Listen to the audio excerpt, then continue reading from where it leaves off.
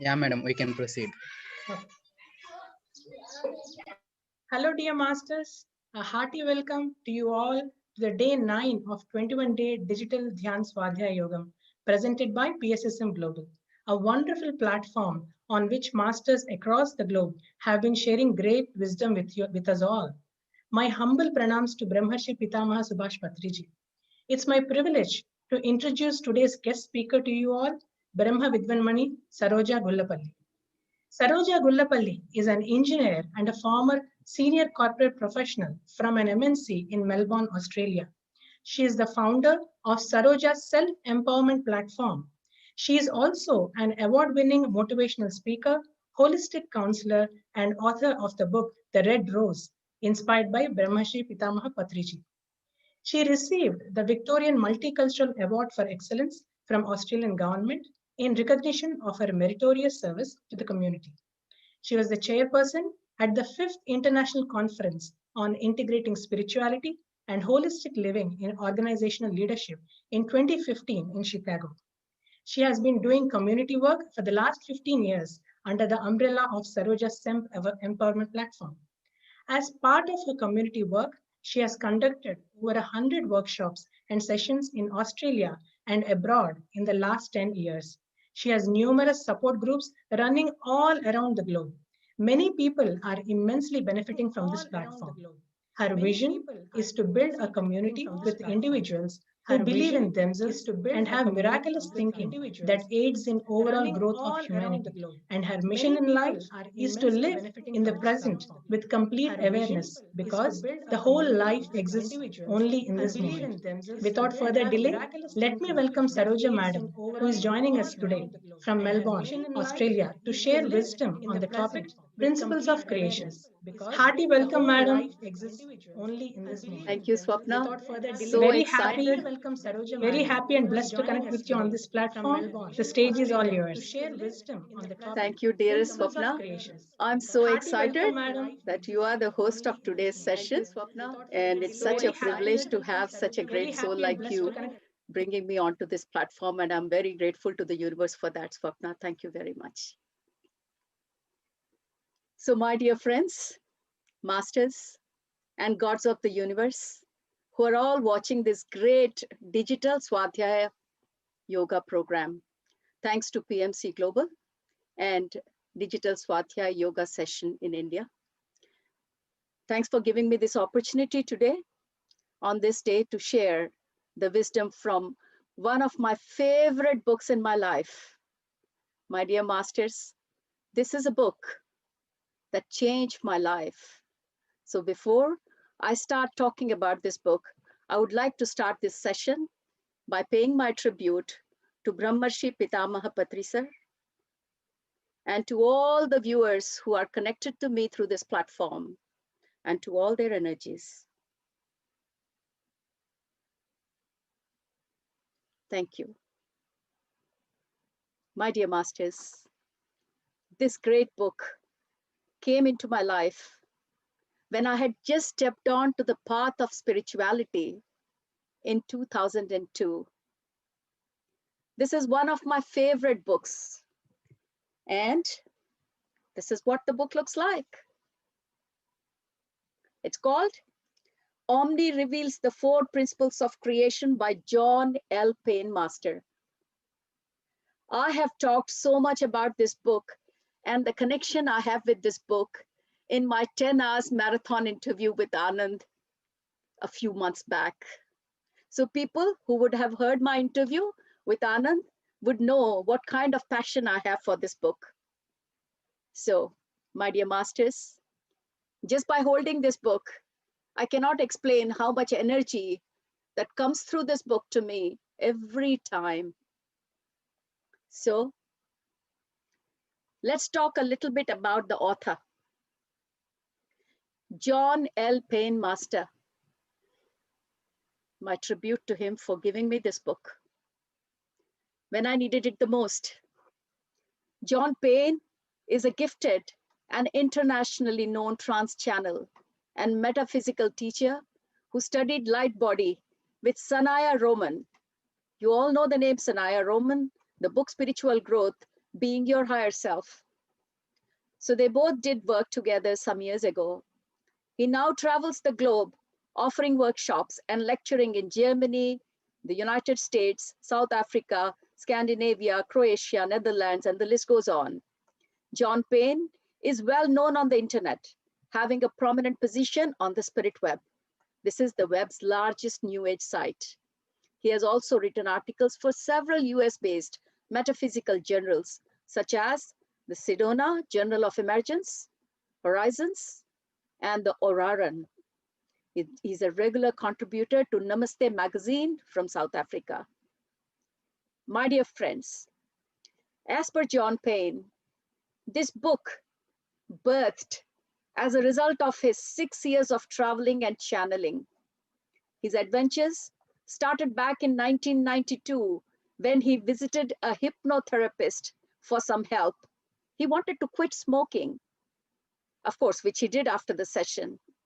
So John Payne says, after my first hypnosis, my psychic ability suddenly awakened, culminating out-of-body experience. And then I became aware of things that I had previously not noticed. So then one day, in January 1991, a wonderful book came into his life by chance. And this book was opening to channeling by Sanaya Roman and Duane Packer. It changed his life. And then he went to study light body further. His work has taken him to so many continents, friends, that I have shared with you. Each country that he has visited has taught him unique lessons and has expanded his ability as a teacher. This book, written by John L. Payne, Omni Reveals the Principles of Creation, is a very great way of presenting a book. In this book, you will see the whole discussion and wisdom given to us in form of questions and answers by Omni. So it's such an interesting book. Just when you start reading the book, and you might have read just a couple of pages, and then suddenly you feel you have a question, but the moment you turn the page, that question would be there on the next page. This is an amazing book, my friend. And all throughout my journey with this book, I thought as if Omni was reading my mind and presenting questions, or the readers had read my mind and presenting questions to Omni, and the answers were just in front of me. So this book that we have today is a kind of question and answer format of a book. An inspiring and compelling collection of questions and answers were posed to Omni, which is a non-physical group entity channeled through John Payne. Omni is primarily concerned with communicating the 4 principles of creation that I'm going to talk about it today, all centering around the idea that the creative aspect of the universe is a natural part of our being. The Omni material, it offers such candid answers, uplifting and inspiring answers to questions, all the phase in life. It talks about abortion, sexuality, suicide, money, health, personal development, decision making, you name it. Any challenge we have in life, it has been covered in that book. The all-encompassing message that Omni relates is that one message that comes so clearly out of this book is all is okay with humanity. We are evolving and we are evolving and will continue to be okay as we gently unfold our potential. So the question is, my dear masters, what is Omni or who is Omni? And Omni has really come out a very good way of telling us through this book who is Omni. So if we try to understand the different planes, if we take out the physical plane, because we know that very well, there are 3 non-physical dimensions, my dear masters: astral, mental, and spiritual.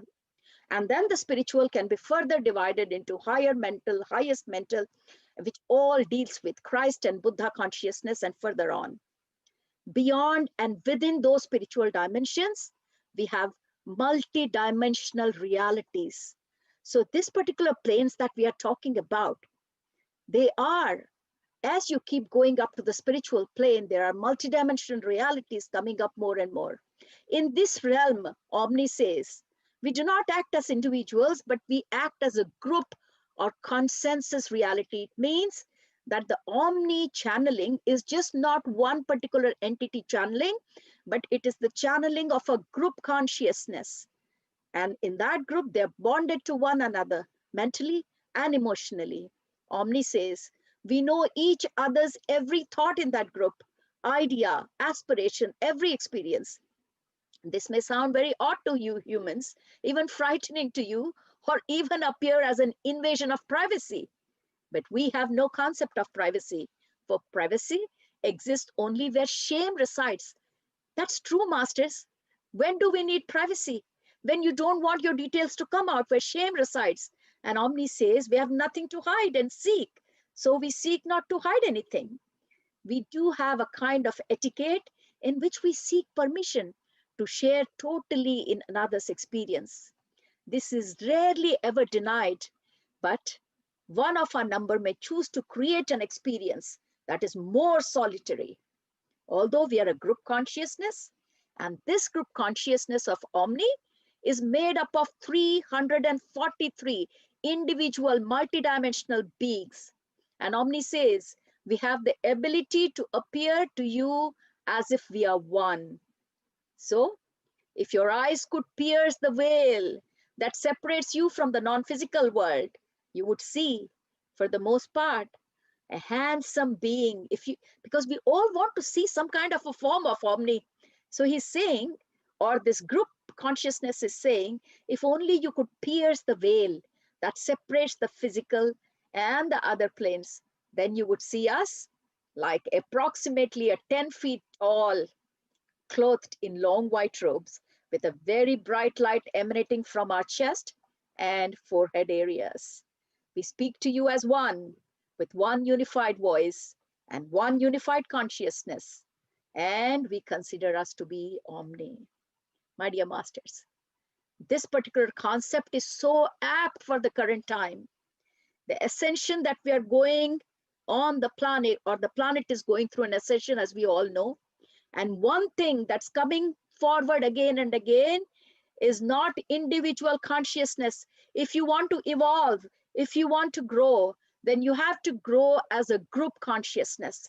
And that's how beautifully Omni explained us through this book as to what Omni is.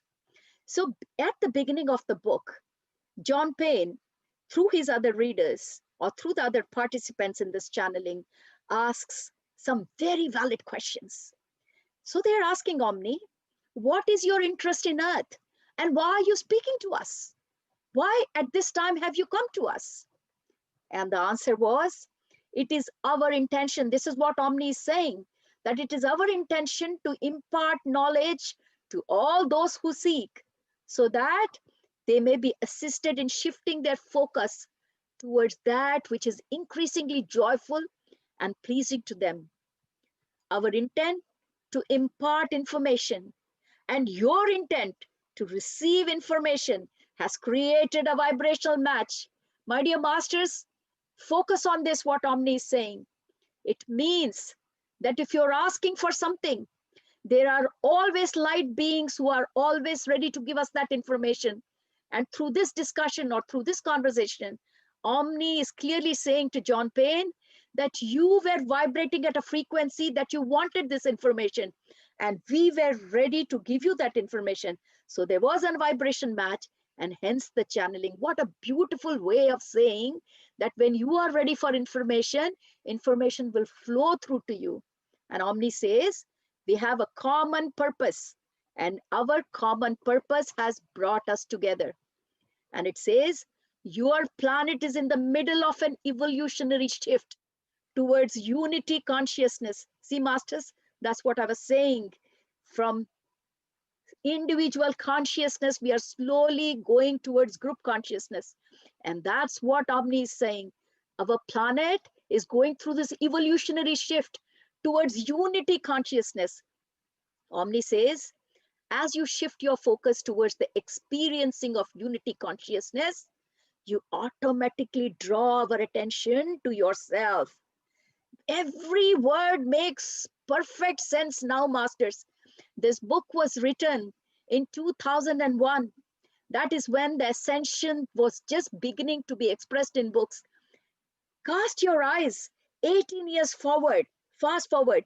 We are in the crux of ascension, and everything that Omni said almost 18 years back, you can really feel a connection now, because now you understand what is the magnitude of evolution that we are going through. Back in 2001, if you would have read this book, you would be wondering, what the hell is Omni trying to tell us? But today, masters, no one will have that question. So this is a book rewound to 18 years back. And then Omni says, there have been many predictions made about this time frame, mostly inaccurate in terms of the way in which the change will occur. So as I said, master, this book was written or published in 2001. So at that time, they were still trying to guess at what time this evolution was going to happen in complete, or when this ascension was happening. As we all know, there are many time frames. 2012 was one of that. And then after that, now we are in the middle of it. So this is a book 18 years back, and this will make you understand what was the channeling information happening at that point of time for the future. And Omni says, we do not foresee great catastrophes and earth changes that will destroy civilization as you know it. Masters, in 2001, there was this prediction that 2012 is coming, which is going to be the end of the earth. There were so many misconceptions. At that time in 2001, Omni is saying there will not be any great catastrophes that will destroy civilization. See, looking back, there is no destruction of civilization. In fact, we're happily evolving. So Omni says, what we do see is a rapidly changing political and social landscape as our focus shifts towards this unity consciousness. Some will experience natural disaster, for these have also been the tools through which we have chosen to learn. Masters, note the word. It is our choice to learn through disasters, and only those people will go through disasters. It's not the case that you are apt to live next to someone for several years before you even know that person's name. Omni says, in our observation, when disaster strikes, you're apt to reach out and touch one another. That's what happens, masters. When there is a strife, you want to connect. As this is the manner of your seeking, you may continue to create war, widespread disease, and natural disaster until you choose as a species to achieve what you want without the ingredient of pain. Such a great statement, masters. If we think that we can only evolve through pain and struggle, then this is exactly what we will go through: war, widespread diseases like corona, natural disasters like tsunami. But Omni says pain and struggle are not necessary, but they will remain until you decide that they no longer give you what you want and that you can achieve more without them. Masters, this is a beautiful statement of Omni. We are going through, this earth is going through corona or whatever at this moment, because we as humanity think that we can only evolve as a result of pain and struggle. But Omni is saying it's not necessary. You have to make the decision. It is your choice. And so, masters, we on the spiritual path, we know even through the time that the whole world has been struggling with fear in corona times, we have rejoiced this time by connecting with each other, by connecting within, by connecting with Mother Earth, by connecting with nature. Where is the pain and struggle for you and me, masters? This is exactly what Omni has tried to tell us through this book in 2001. So then the question that was asked to Omni was, then do we need to be afraid of this process?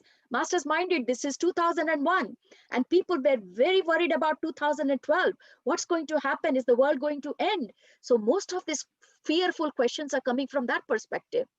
So the answer to that was, so the question was, do we need to be afraid of this process that we are going to go through?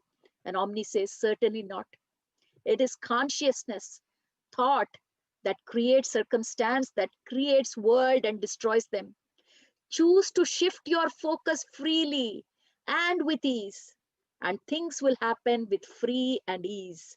It is as simple as that. Your mind, the you that exists in your head, so to speak, molds the universal energy with thought in order to create a world in which you can live, which we say, Masters, you create your reality. Omni goes on, your world, like our world, exists within the mind of God. And who is God? Us, within our mind. It is as real as we want it to be. Envision joyful expansion into new consciousness, and it will be yours.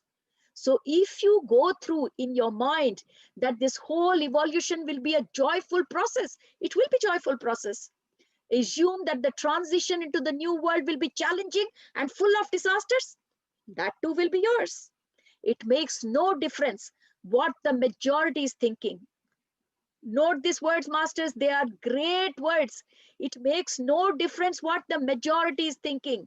Your unique world, which is you, cannot be touched by anyone else unless you invite them in the same way as you have invited us. What Omni is saying is, what you are thinking is your reality. The people around you may be thinking of pain, disasters, but that's not going to touch you unless you invite them, just like you have invited us. So Omni told us right in the beginning that our vibrations match, and hence I'm channeling. So we have to be very careful with what vibrations are we matching. The universe always delivers unto you that which you focus on. Such a beautiful way of answering questions, my dear Masters. My heart really flows with joy any day I read this book. The question was, okay, doesn't matter how we go into this new world, but what will this new world look like? Don't you wonder, my dear Masters, what will this new world after ascension look like? And Omni says, it will look exactly as you choose it to look. The shift is taking place because there are new parts of your being that are awakening within you.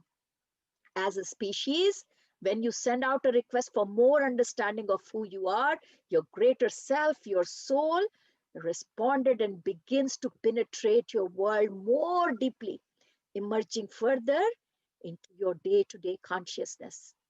Just as we are multidimensional in nature, Omni is saying, just as they are multidimensional, so are we. Omni is repeating, you are not non-physical in nature. So, sorry, you are non-physical in nature. And the physical you is an extension of that non-physical being. So, Masters, we all know, we always say we are not this body material alone. We understand what Omni is trying to talk to us. So, Omni is saying we're extension of that non-physical being. And as we send out our request, our non-physical part responded by projecting more of itself into us, therefore bringing the consciousness that we have been asking. So this new world is a result of our request. We are the creator of our own reality. We even create the expanded consciousness that we are seeking now in this new age. So, Masters, what Omni is saying is, like us, you are creators, nothing more, nothing less. Your new world will see great harmony between the animal kingdom and humanity. And note the next one, what Omni said, my dear Masters. Many teachers will spring forth amongst you to assist you in bridging the gap you have created for yourself. Amazing, Masters. And today you can see how many teachers have come out of the ordinary public and are trying to help people on different platforms. This is exactly what Omni said in 2001. Many teachers will spring forth. Where will they come from? Just among you. They are not someone coming from heaven. People among you will come forward as teachers to assist you through this gap that you have created between yourself and your consciousness. And that will be the beginning of your new world. And once you have bridged this gap and have embraced the non-humanoid terrestrial being as brothers and sisters, what does it mean? Once we start understanding our co-creation, understanding the other animals, the animal kingdom, the plant kingdom, as brothers and sisters, you will be ready to embrace other forms that exist beyond the earth. So, masters, if we want to go beyond this physical reality, first you have to master this reality by accepting all the other beings as your brothers and sisters. Only then would you have made the platform to move forward. And the realization of your connection to all life will urge you to assess your treatment of other species. And the best part is, masters, you'll begin to experience that what you do in one part of the world affects all other parts of the world. So any change at this time is just not isolated, my dear masters. You change, you're impacting the other parts of the world, and vice versa. And what Omni says is, we anticipate that the transformation of the planet will take another 50 to 100 years. You're already moving at breakneck speed, and you have evolved more in the past 100 years than you have evolved in last 2000 years. What a statement, my dear masters. What we have evolved in last 2000 years, that much of progress has happened just in the last 100 years. If that is the way this planet is going through ascension, imagine how quickly we're going to evolve in the next 20 years. Make use of this time, my dear masters. We are also blessed that we have got this multiple platforms where people are doing amazing work, just like this one, Digital Swadhyay Yoga. So let's make use of it. And then one question which is wonderful that's been asked to Omni. The reader asks, you're talking about evolution and change, but what is the purpose of all this? Why are we evolving in the first place? Masters, don't you have this question? Many people won't say it out because, oh, it doesn't look nice if I ask. But we all have it in our hearts. Why are we evolving? Why do we need to evolve in the first place? I had this question, masters, and look at the answer that has come. So Omni says, let us make it clear. You are not evolving in order to become worthy of some spiritual hierarchy. You don't have to be on any spiritual hierarchy. You're not here to prove yourself worthy of God. You don't have to prove yourself. No certificate is required. You are here by choice. You have not been placed here, nor have you been obliged to come here. Nobody has asked you to come here. We have come here by choice. What is your purpose for being in the physical state? Very important question. It is simply to master this reality. Umpteen times on my platform, we have discussed this. The one reason why we are here is to master this earth reality, which is one of many. Indeed, we have already mastered many different realities and belief systems. This is not the first time that we are trying to master. This is what Omni is saying. My dear masters, you'll be happy to know that we have already done it in different realities and belief system. This is another focus we all have chosen. When we speak of mastering, we speak of creating an experience. What is mastering? Mastering means creating an experience which is joyful and which takes you to ever increasing vibrations. We all know vibrations of joy and love are very high. That's what we want to experience. That's why we are here. This is the driving force of all life, my dear masters. We enter this world for the most part at a low vibration. What does that mean? When we start our journey, our whole birth and death cycle, we start at a very low vibration. At this vibration, we are unable to perceive much beyond ourselves or our immediate surroundings. It's all about survival at that low vibration. We can equate ourselves to very primitive people. Survival, physical survival, that's the main thing at that time. As time passes and we gain more experience within this focus, we broaden our view and begin to see other aspects of this focus. Omni says, you begin to see other objects and how these objects relate not only to you, but also to others. With this increasing viewpoint, so this viewpoint keeps getting better and better with every incarnation, we raise our vibration accordingly so that this broader perspective can be consciously interpreted. This is a game we are playing, my dear masters. It is nothing more than that. Omni says you're here to see if you can hold the very broadest focus and still remain in the physical mode. Masters, this is a very important statement and I would like to explain. This is one of the main things that we all need to remember. We are here in the physical body. In spite of that, every minute we should be aware. This is my catchphrase, awareness, awareness, awareness. We should be always aware so that we can hold the broadest focus. What is the broadest focus? That we are that consciousness. And yet, by choice, we have come into this physical body for experience. Every minute, every second, this is the thing that we need to remember. And that's what Omni is saying. The very broadest focus at this level of the game is to understand that you are one with all that is. That is the broadest focus. And this state of being, of winning the game. So this game that I'm talking about, what is it called? Spiritual enlightenment. And that's what Jesus did. That's what Buddha did. That's what our Patri Sir did.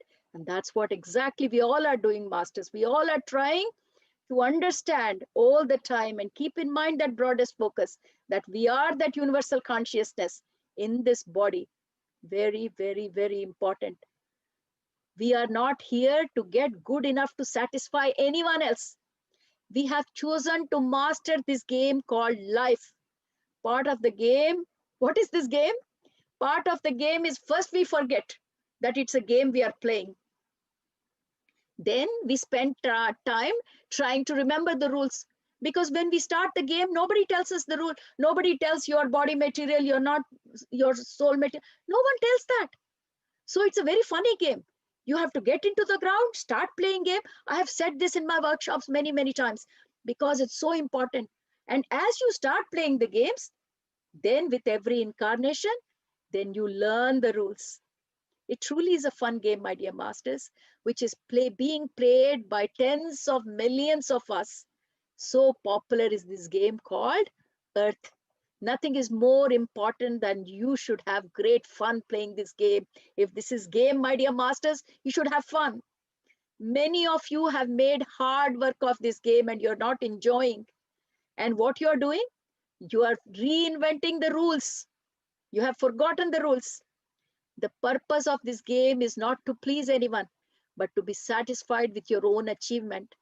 The primary reason for your soul shifting to this focus is so that it can exist in a state of bliss and unconditional love, despite all the evidence.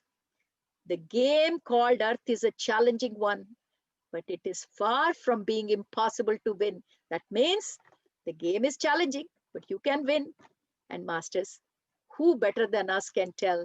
Every day we are trying to learn more so that we can play this game, enjoy, and bit by bit, we are learning the rules of this game. So masters, I'm going to share some slides from here because there are some amazing concepts and I want you to see that concept for yourself. So let me share this PowerPoint as I keep talking in the background. So bear with me for 1 second.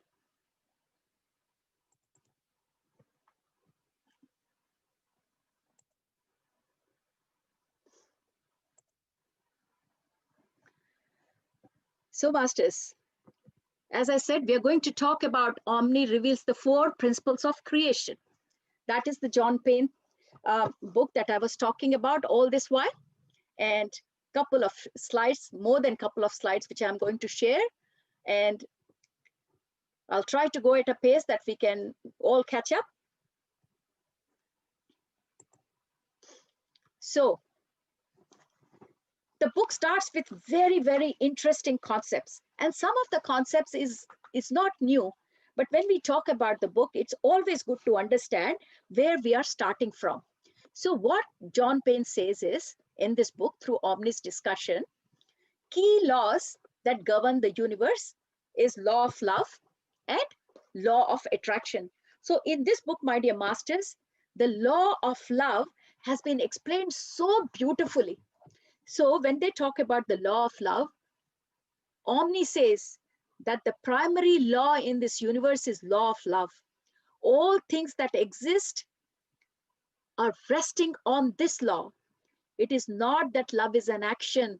My dear masters, I have in my workshop, Explore Your Divine Nature, I have explained this in great detail, and I just love this topic of love.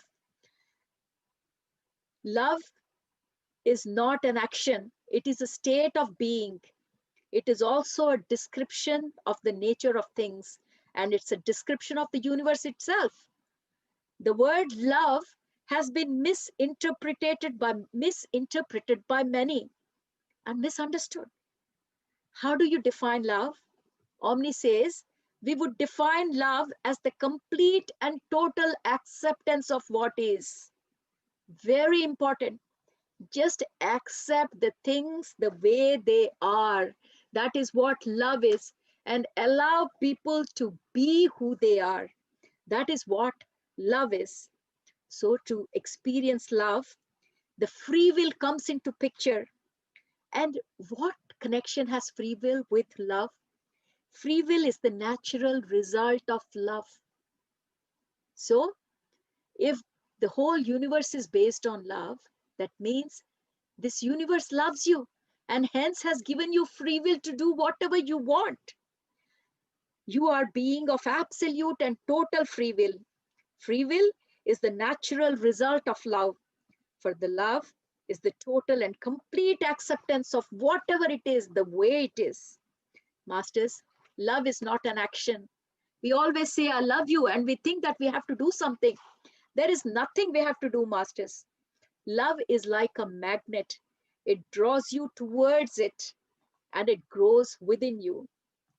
Embedded in each one of you, we can best describe in every atom, there is this love. This atom holds within it your will to love. Love is the prime quality of universal consciousness. So, there is not a consciousness that does not have this love atom. Your will to love draws you automatically towards the state of love. You cannot deny loving because that's your nature. And this is the game of the universe, my dear masters. We all have got those atoms full of love. That's exactly is the base of the whole universe. The universe seeks to experience itself in love in all its forms. In order to do this, the universe holds within the experience of not love, the experience of darkness. As I always say, masters, if you need to understand love, then you also need to understand what not being loved is. That's called contrast, my dear masters. And the reason we are here on this plane is to understand that contrast. If that universal consciousness is nothing but love, then this is a way of the universal consciousness to understand what love is by understanding what love is not. And you are the one who is part of that universal consciousness, who is coming and taking birth here and going through that contrast experience, so that when you go back, that experience goes back into the consciousness, and consciousness then can feel the contrast and understand what love was. I always give an example. Many people find it very difficult to understand the contrast. If you're always surrounded with tall people and you're a tall person, how will you understand what is tall, what is short? You have to go out of that area and go somewhere else where there are short people. Then you understand what is tallness. Exactly. If you are all love and you have never experienced anything other than love, how would you understand that love, what it is? And that is exactly the truth of our incarnation. We are expression of that consciousness. Come here into this plane so that we can experience everything that is in contrast with who we are not or who we are, and take back that experience to the all pervasive consciousness. Masters, though sometimes it could seem very confusing, but if you really understand what this contrast is all about, the whole game is so simple and clear. So this is the highest truth, my dear masters. Everything is love. All actions, all beings, all things are love. For that is the foundation of all the creation. And that's what love is about. And the second universal law, which is law of attraction, we have talked multiple times. The law of attraction, it states that all that is like unto itself will be drawn to it. So whatever vibrations that we are sending out in the universe, we attract more of it. So that's what these two universal laws are about, my dear masters. And then we go to the next aspect of this book, so well described about karma. How do we handle karma? So the question here is, what is karma? How does it work? And many have told us that we suffer or pay back in this lifetime for what we did in a past lifetime. So this question was asked to Omni. And what Omni says is, the belief in karma could not be further from the truth. It's not a law designed to punish you or to bring in some kind of a balance. So Omni is saying we're not trying to punish, or this universe is not trying to punish. Many teach that if you abused your wealth in one lifetime, you'll be poor in this one. Or if you murdered someone in one lifetime, you will suffer in next one. This is only true, my dear masters, if you don't change your mind. What Omni means is the universe springs forth from thought, and all action is preceded by thought. So before you act, you have a thought, and it's a thought that has led one to steal, to abuse, or murder. So what are the thoughts of the robber? Clearly, this individual does not understand the law of attraction, does not understand that he or she is God, does not understand the infinite love of God, or does not believe in his or her own ability to create wealth. Your experience on earth is not one lifetime after the next. So don't think that every incarnation is an individual one. It is one total physical experience, and it is one physical experience that has many forms. Therefore, if you hold the belief in one lifetime that you are unable to create wealth or are not worthy of wealth, then this belief is strong enough to motivate you to steal. Then it is this belief that will follow you into the next episode of physical experience. It's not the deed or action that draws karma to you.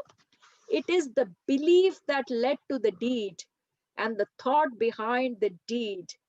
Masters, this is so important. It's not the action which is causing karma.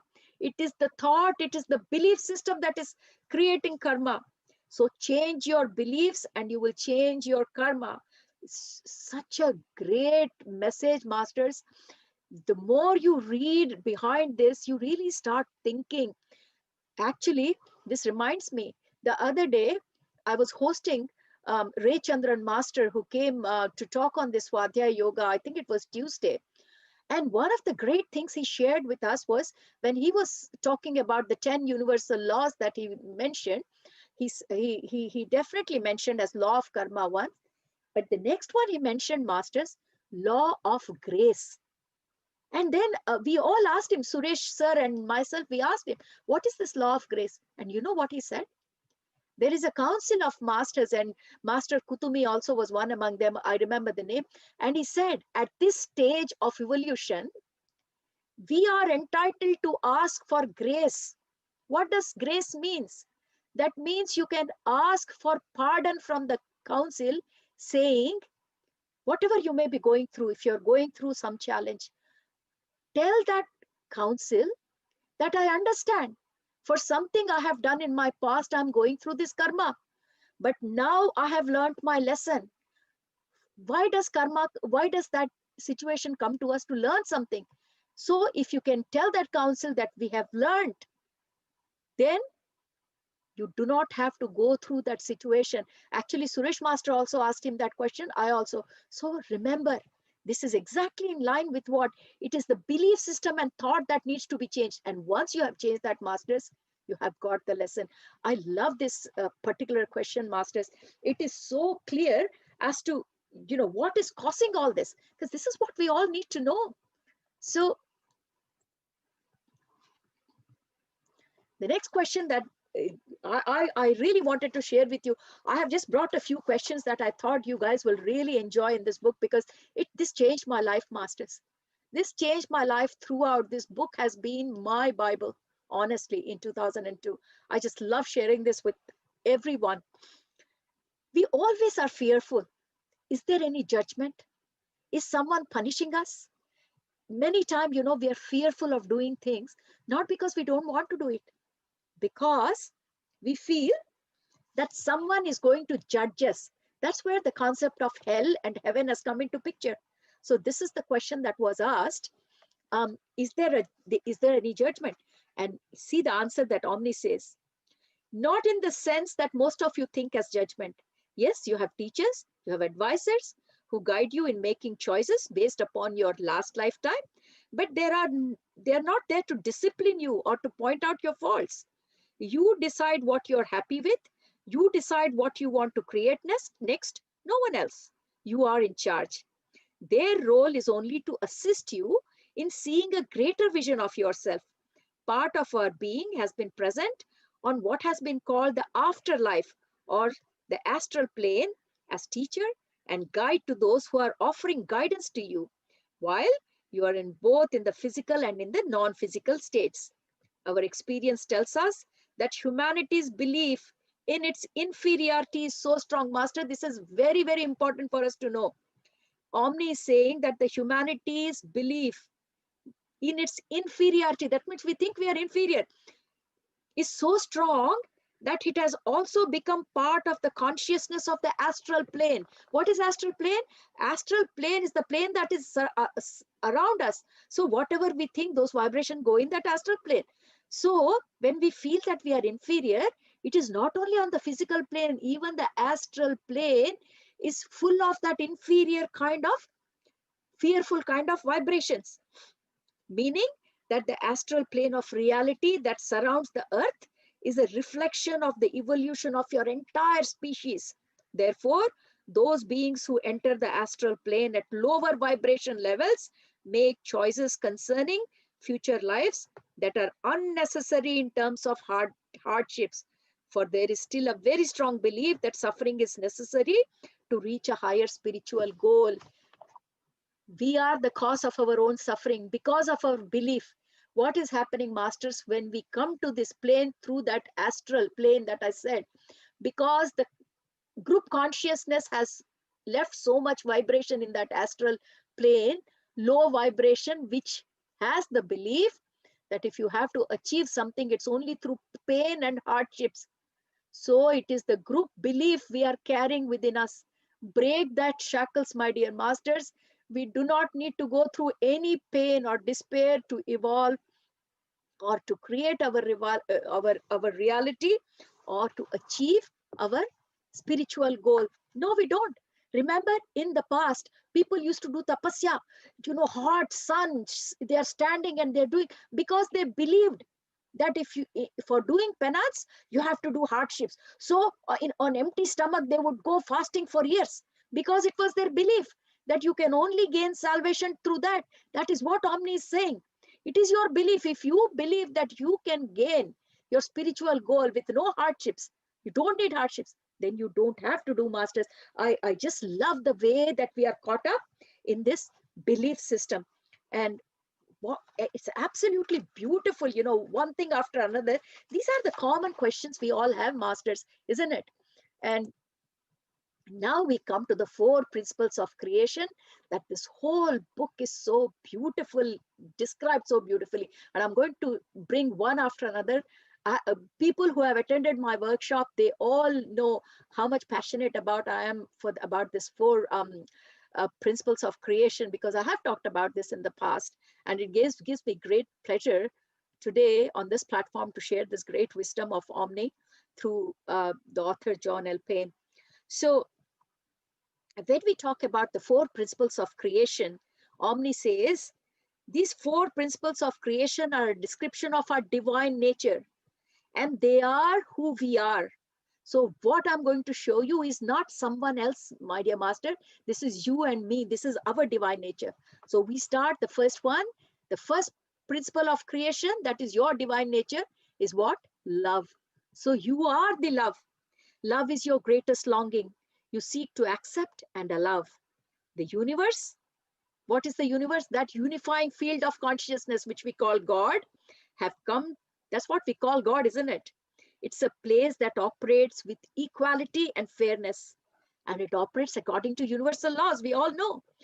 And we also have discussed that love is the complete and total acceptance of what is.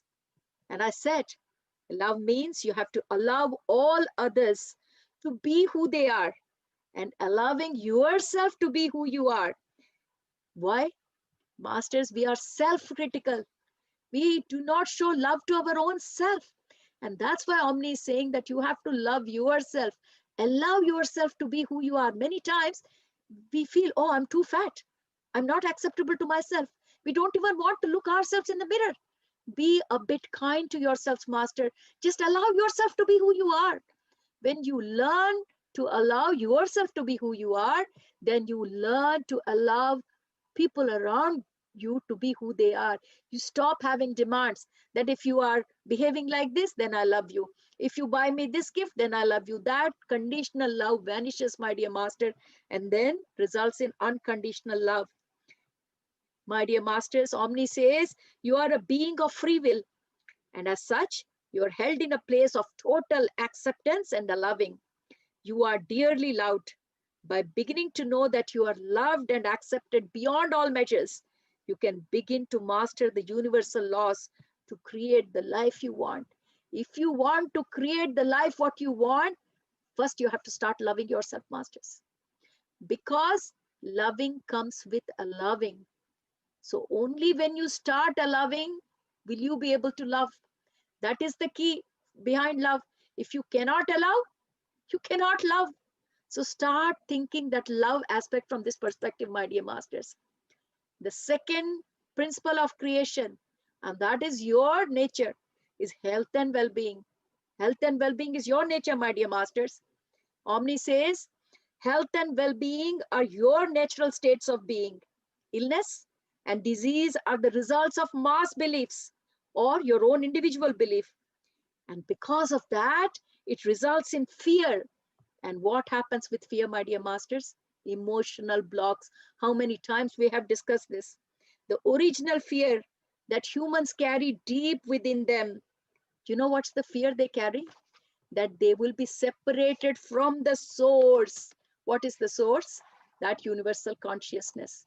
And what they are fearful is they may be alone. Through understanding that your fears are simply that fears are not reality, you can free yourself from the original cause of illness and disease. You're never alone, my dear masters. You never have to feel that you're alone. Very important. Once you feel that you are part of that universal consciousness, your mass belief, your individual belief, your fears will go. And that's where you'll get your health and well-being. The third one, the third principle of creation, which is your divine nature, is abundance, my dear masters. What is abundance? We have talked about it in so many places and workshops. Part of your life's purpose is to move beyond lack, scarcity, and limitations. Although the experience of lack can be valuable, it can be valuable in terms of learning some lessons at certain times. It's not required as a learning tool. You can learn what is scarcity. For learning, it's okay. But that's all. You get the experience, leave it. Poverty, lack, and scarcity stem directly from your primal fear. The fear that you're separated from your source. Every fear is only coming from that aspect, masters, that you are alone, that you are not joining the source. But you are the source, my dear masters. Do not fear.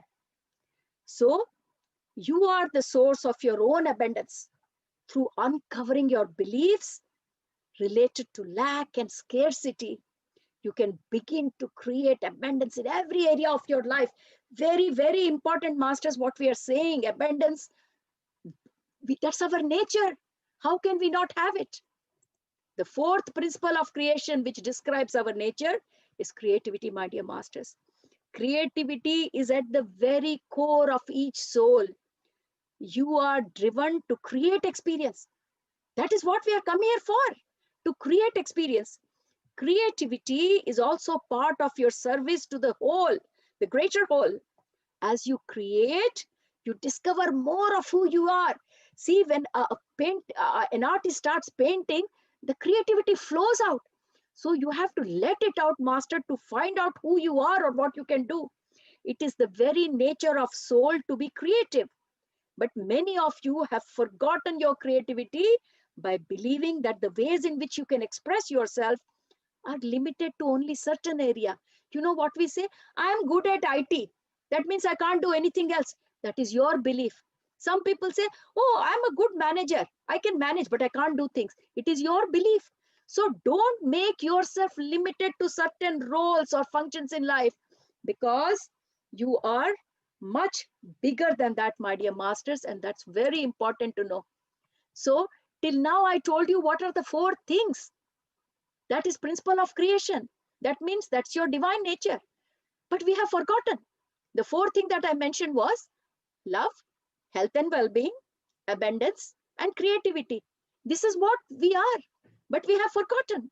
So how do we bring it back into our lives, masters? So that yellow column that I have got here are the tools to enhance the emergence of these principles back into our life. So how do we bring it back? And memorize. Exactly as I said, allow, masters. If you want to bring love back into your life, start allowing. Allowing means just let be. Allow yourself to be who you are and allow others to be who they are. It's very, very important, masters. Little things, masters, but problem is we are not paying enough attention on that. Life is not too difficult, masters, because we are the part of that universal consciousness, isn't it? Next one. The second nature was health and well-being. How do we bring that back into our life? By forgiveness, masters. Now, when I talk about forgiveness, in my workshops, I talk about forgiveness for hours together. Why? Why is it so difficult to have forgiveness? Why do I have to talk so long? Because this is the question we all have. Forgiveness seems to be so difficult for many of us. What do we need to understand in order to make it easier? So this is the question that we each of us really need to understand. So Omni says, forgiveness is remembering the truth of who you really are. That act of forgiveness is not about saying that what the other person did is okay. It is truly about remembering who you are. So many of you put so much energy into resisting the things that you do not want. You forget that you are indeed the creator. There is nothing outside yourself that can exert itself against you. Everything that is in your experience is there because you have directed your attention to it. If you remember the times when you have been hurt and you remember and talk about the hurt, then more of the same pain will be delivered to you. We know all this through law of attraction, don't we? If you remember abandonment, you will get abandonment. So, my dear masters, when you are unable to forgive another, what you are doing is denying your own power. You have the power to forgive. If you're not able to forgive, that means you're saying, I do not have the power. Your own power as creator, and you're handing it over to the other person. Now, what you're saying is that you're subject of the will of another. So, remember, once you remember who you truly are, then forgiveness will become your second nature. For you will truly understand that nothing can exert any influence on you. And you have the power, you alone have the power to forgive anyone at any place, at any time. So forgiveness is about remembering who you are. If you have not forgiven, then you have not remembered that you are loved by this universe beyond all measures. So masters, what Omni is saying is, if you are not able to forgive others, that means You do not know, or you're not acknowledging that you are the creator. So important for us to understand. So when we understand this, forgiveness becomes so easy, my dear masters. Now, we talked about forgiveness. Now, what was the third nature? The third nature of us was abundance. And how do we bring abundance in our life, my dear masters? Gratitude. Every morning, every night, whenever you can, every time you have to be grateful of what you have in your life. Many people say, I don't have enough in my life. What should I be grateful about? You have oxygen to breathe. You have Mother Earth who is giving you shelter. Start with that. What happens is when you start being grateful of the little pleasures in your life, then you start drawing abundance in your life, because what you focus on, wherever you place your attention, automatically it increases. It's such an important thing, my dear masters. The fourth one, I said 4 principles of creation, which is your divine nature. The fourth one is creativity. And how do you bring creativity into your life, my dear masters? By self-appreciation. But in our culture, people say, oh, you should not appreciate yourself. That is not being modest. This is how we have been brainwashed. Self-appreciation is very important if you want to bring back the creativity. It enhances your ability to create by acknowledging what you have. So you have to appreciate yourself, my dear masters. Then only you can bring the creativity back into your life. So how can we learn self-appreciation? We're not very good at it. So Omni says, you can learn self-appreciation just like any other skill. If you want to learn, like, if sometimes people want to learn how to bake cake, what you would do? First, you would buy a book on the subject, or you will ask somebody else how to bake a cake, and then you start practicing. And when you begin to enjoy the results, how? By eating the cake, then you practice some more, and then you start making corrections to where you went wrong. So when your baking starts improving, you start doing more and more. So exactly, self-appreciation is also a piece of cake. And that's the same practice that we have to do little by little. Nothing is going to be very easy, my dear masters, but nothing is difficult as well. Somewhere it has to start, like baking cake, isn't it? So this is exactly in this book. Omni keeps telling us that this is important. Try self-appreciation. Even if people are saying, oh, don't appreciate yourself, that is rude. No, it is perfect, my dear masters. So if we move on to the next part, these are my tips for self-appreciation. I always do this, masters. If you want to take a picture of this slide, do it, because I do it every morning. It's such a great song. I'm a happy soul. My body is healthy. My relationships are in harmony. My work is perfect. My life is beautiful. You sing this song.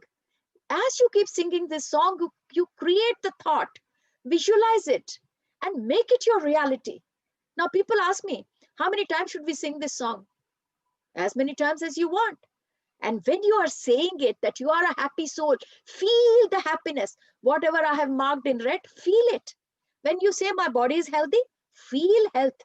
When you say my relationships are in harmony, feel it, that all your relationships are in harmony. When you say my work is perfect, then just feel that your work is perfect, my dear masters, because that is how it is. And my life is beautiful. Yes, visualize your life is beautiful. That's what happens, masters.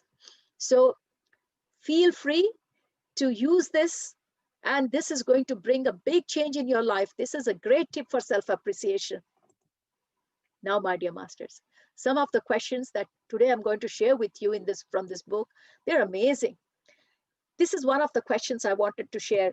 I'm going a bit fast because there's so much I would like to share with you. I want to slow down, but I may skip a few things that I wanted to. I know I've got an hour's time, but I may keep the question answers very little at the end, because I would rather share more wisdom with you.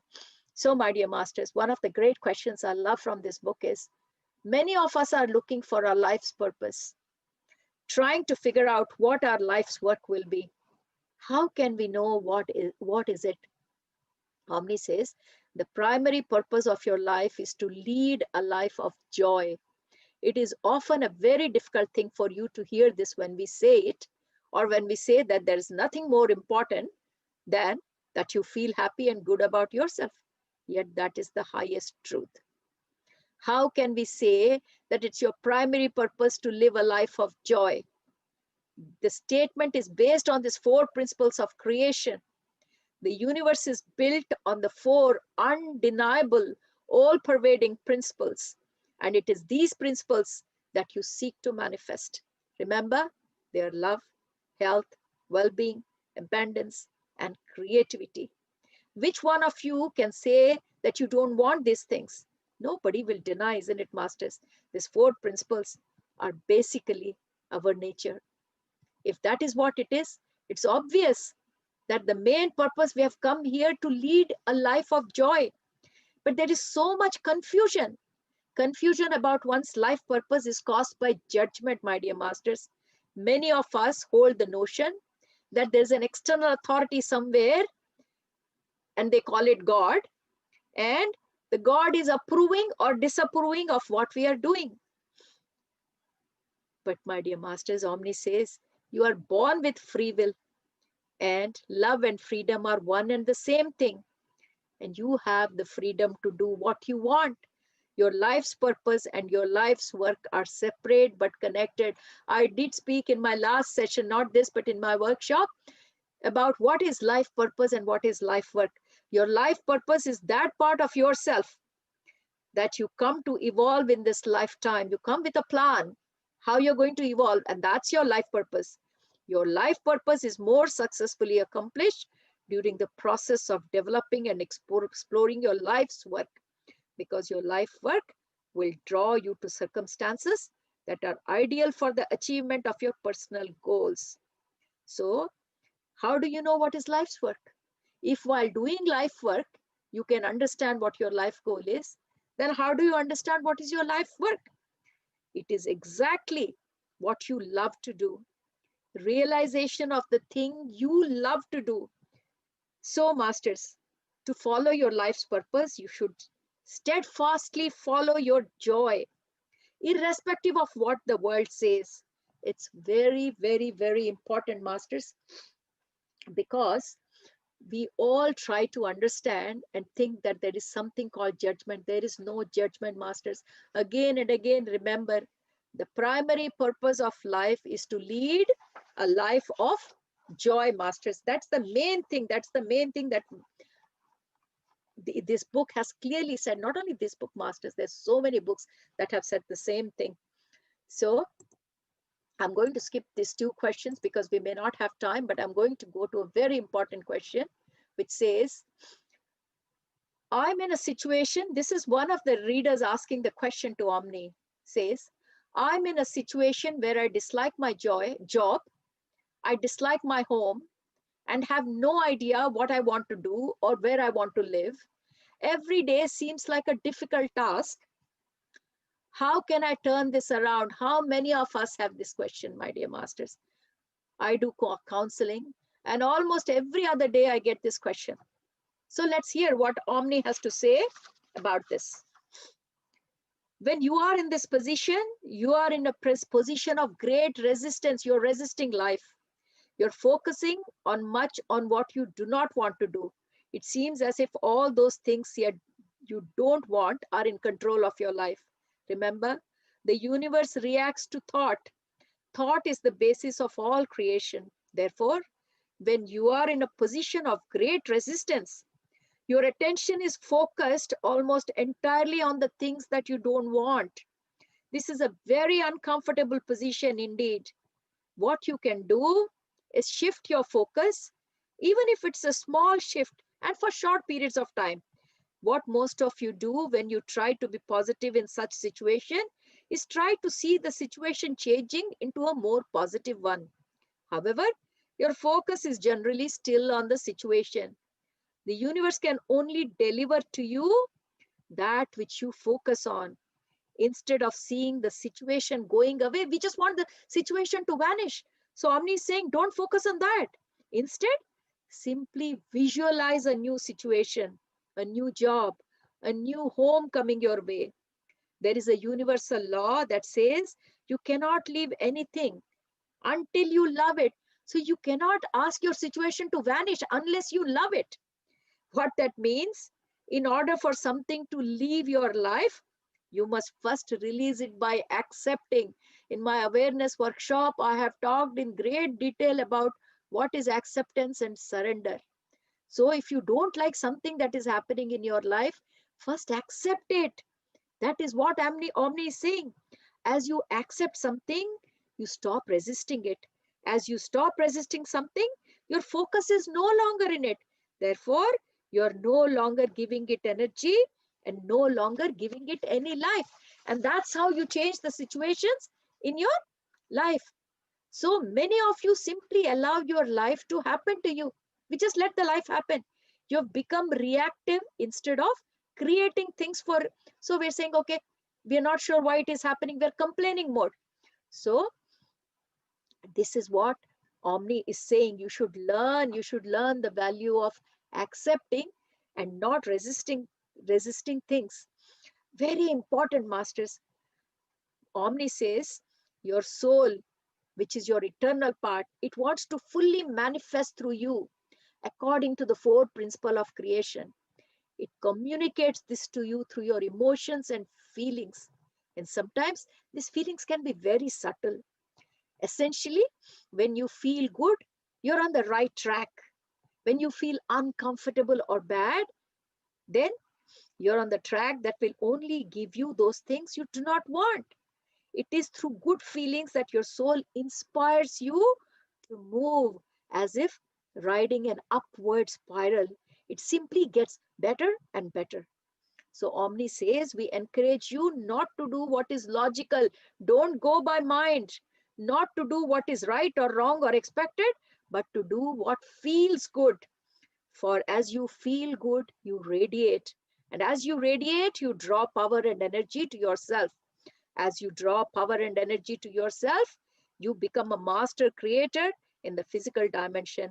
And this is the reason why you are in the physical dimension. So why we are here in the physical dimension, my dear masters? To create. We have come here to create, my dear masters, and not to feel sorry about the things that we don't have. So we should learn. If you're not liking something, then there are ways to change your situation. That's exactly what Omni has discussed here. I love this question, masters. This question goes for pages and pages. I've tried to give you a summary, but it's beautiful, masters. I mean, some of the things that has been discussed in this book, it's so valid every part of our life. It is like you can't believe it. It is that apt for our um, day-to-day life, masters. So now as we move on, another interesting question that we most of us have, masters. I've just picked those questions that most of you will resonate. And one of those questions here is, why do we have so many lives? So, and this is what has been discussed in the book. Omni says, let us tell you what reincarnation is not. So he's telling what it's not. Many of you think you reincarnate so that you may evolve. That's not the purpose. Although on one level, it's exactly that, a path of evolution. However, you did not go to earth to improve yourself or to become good. Earth life is only an experience. You don't have to become good. You're already perfect the way you are. Earth life is only an experience. You are not sent here as an imperfect soul so that you might become better after many lifetimes. That's not the purpose. It's quite the contrary, means opposite. You chose the earth experience in order to increase your skill. So Omni says all those people who are reading books or hearing to my words, they're already enlightened beings of light and they are called masters. So you are all masters. If you haven't read this book, you're listening through me, Omni's words. So you're all masters. And Omni says, as a master, you choose to add physicality to your distinctiveness. And you did this because physicality presents unique challenges. That's true, master. We know when we come in this physical dimension, there are challenges. And We all know Earth is one of the most challenging schools. So far from being the dunes of the universe, so we are not deserts of the universe. We are skilled souls who chose a belief system. We chose this reality that would help us to increase our skills. Omni says you are multidimensional being. As such, not only are you focused in physical reality, but there are parts of your being that are conscious and present in higher dimensions. Just don't think you're a physical dimension. There is an extension, sorry, or this is an extension to who you truly are. So you have got a greater self, your higher self. It checks on you. It's always helping you. It's always wishing, waiting for you to become aware of it. Your Purnatma, your higher self is always waiting. This causes great celebration, for this is the greater purpose of your soul self. So what is the deepest desire of the soul? Is for you to become fully conscious while in the physical body. This is what it is, my dear masters. And that is what enlightenment is. Some people have called it enlightenment, others have called it ascension, and Omni says we call it becoming fully conscious. So the main idea is why we are here so many lives is at one point for us to understand, to become fully conscious whilst in the physical body. So become fully conscious of what? That you are that all pervasive consciousness. Being in the physical body, yet holding the broadest focus. That is why we come here. That is what we are practicing here, masters, because it is not easy.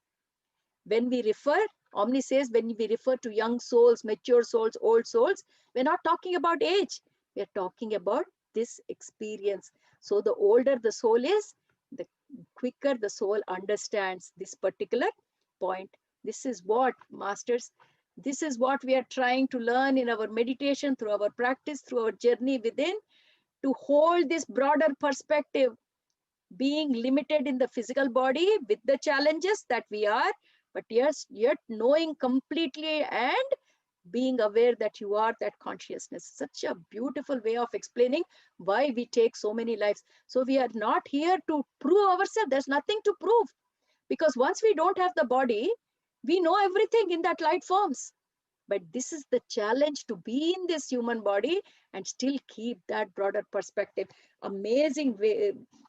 First of all, we should all be proud of who we are, my dear masters. And it's really a great thing. Now, I thought this would interest you. What is a soulmate? We asked this question so many times, isn't it? What is a soulmate? So I thought I'll pick this question. And Omni says there is much misunderstanding about this subject. So when you people talk about soulmate, you're thinking of that one special individual that you fall in love with and with whom you will live happily ever after. You may even feel as if this one special love has always been your lover every lifetime, and you're simply awaiting for his presence. This is what we see in the movies, isn't it? Every lifetime, the partner is waiting for the other partner, and Omni is saying, this is the misconception you have. He says many souls do encounter one another in lifetime after lifetime, for they have become friends. This friendship is based in the non-physical world, which is in essence called cooperation, and is based upon their past success in achieving the growth they are seeking. You are growth seeking beings, and all encounters, both physical and non-physical, provide opportunities for growth. Therefore, there is certain soul with whom you have had great success in achieving your goal. You're likely to agree to work with that again and again. So that's very important to understand how souls are organized. Your journey into the physical world is deliberate journey. You have chosen it. You've already mastered life in other realities. And now you have come to earth to broaden your experience. And the ultimate goal is to experience unconditional love, that which is accepting and allowing. So we've already talked about what is the ultimate goal. So before we take such journeys, how nicely Omni has explained, I have tried to bring the picture here so that you can understand this is how the soul families are organized. So I hope it makes some sense to you, masters. So what Omni says is, before we start taking this journey onto earth, The souls organize themselves into groups. You could see this as support groups. So we are starting from down, the soul family. Yeah, souls organize themselves into families, groups, clans, nations, and grand nations. There are 7 souls in a soul family, and 7 families in a soul group, and 7 groups in a soul clan, and so on. Eventually, you will work with most members of your soul clan, that is 343 individual souls. My dear master, does that number ring a bell? Remember what Omni says? That we are a group of 343 beings. So Omni is coming from the level of soul clan, isn't it? 343 number sounds familiar. However, for those of you who are teachers, so whoever is a spiritual teacher here on this earth, you will more than likely, you would have reached your soul nation or grand nation, which totals almost 17,000 souls. So this is where the journey starts, my dear masters, from soul family. This is how we start organizing. And then after that, 7 soul families become one soul group. Then when we reach here, and then after that, the soul clan. So then it is 7 soul groups. And then 7 soul clans is one soul nation. And then 7 soul nation is one grand nation. So this is how the whole hierarchy of souls is happening. The majority of your relationship, like close friendships or, your association, they are from this 49, this soul family of 49, 7 soul groups. However, not always the case. The more you advance in terms of acceptance, the more skilled you will become at working with individuals who have a different energy signature than yourself. So when you are very early experienced, so you will only be working with your soul families. But as your perspective starts growing, then you slowly start climbing up the ladder. And by the time you are teaching, spiritual teaching, you are at this level. So you are dealing with 16,807 people at least at that level on a regular basis. So for example, many members of one soul group could be concerned with communication and teaching, another with healing, another with courage, another with self-acceptance. So each one has got one particular aspect of learning. So at this particular level, you are already have 7 soul nations. So at grand nation, you have 7 soul nation, and each soul nation must be working on one experience. So at that level, you're working with different kinds of experience. It's so nicely through a pictorial form, this has been explained to us. So I just thought you people might like it. And there was another interesting question, which I thought, so I hope you have seen this picture well, how the soul family then goes up to soul group, to soul clan, soul nation, grand nation, right? Now, this is a question most of us have. Are parents and children soulmates, and are they part of a soul family? So Omni says there are soulmates in as much as you know, as you not only know them, but you have chosen to work with them for specific purpose of achieving growth. So yes, we come with our parents or whoever is in the family from the soul family. So no birth is an accident, for all souls enter this world by agreement. We all know, there's an agreement between parents. Now, your parents and siblings may very well all be the members of your soul family, but this is extremely rare. Normally one, perhaps 2 members of your biological family will be from the soul family, but the rest will generally be from your group, clan, nation, or grand nation. So if you remember my picture, what he's saying, 1 or 2 of your family may be from your soul family, but the others may come from different levels. So sometimes these questions come, we are always thinking, we are from one family, so are we from the same soul family? So one soul family is only 7, isn't it? But for families like me who are 10, then obviously can't be from the soul family, isn't it? But sorry, that's on the lighter side. But just saying that family members need not be from the same soul family. So that's what I wanted to share with you. What other questions do we have? Just let's go. This is one question, masters. I just love it. Why do we search endlessly for the one true love, in the hope of finding our soulmate. We are always saying, you know, I'm looking for my soulmate. If someone wants to get married, oh, I'm looking for my soulmate. So this question is quite valid. And let's see what Omni has got an answer. So Omni says, what you're looking for is acceptance. You believe that this one true love will accept you without conditions. Your search for that one is in fact the search for self-acceptance. Each relationship is there to provide you with a new opportunity to know yourself. It is through knowing yourself that you can grow to accept yourself and to love yourself. The one true love is self-love. So that one true love that you are looking for is nobody but you yourself. And there is no other love. The greatest secret of all, discovered by Christ and Buddha and many others, was the secret of falling in love with yourself. When you love yourself, you're in a state of acceptance, total acceptance. As you accept, you stop resisting the world and all that in it. As you give up resistance, you allow everything to be as it is. As you allow everything to be as it is, God can work through you. It is at this point that you can say, I and the Father. What is the Father? Jesus always used this. Consciousness. You are the part of it. You are one. For you will be at one with the source of all life. You will be at one with love. So, masters, our concept about we are looking for that one true love in the hope of finding our soulmate is we are looking for our own self, masters. I love this. I love the way this question has been answered. Amazing, amazing. So I get very emotional, you know, some of the questions are so close to our heart. And let's see, what's the next question that I picked? How many lives does a typical soul have on earth? I'm sure, you know, I had these questions when I started my journey, and I thought I'll share with you all. So let's see what Omni has answered.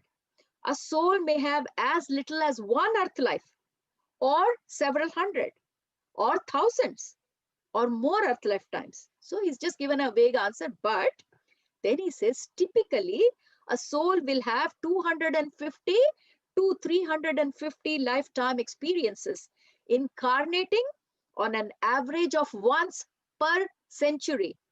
So one lifetime per century. However, a soul may choose to skip a couple of centuries and then incarnate in rapid succession in several lifetimes in a row. So all these things are possible. The average gap between two incarnations is around 40 years. But now, these days, that gap is reducing considerably. That means we are not even giving 40 years gap, less than that. So this has occurred because, why it is happening, why the gap has reduced?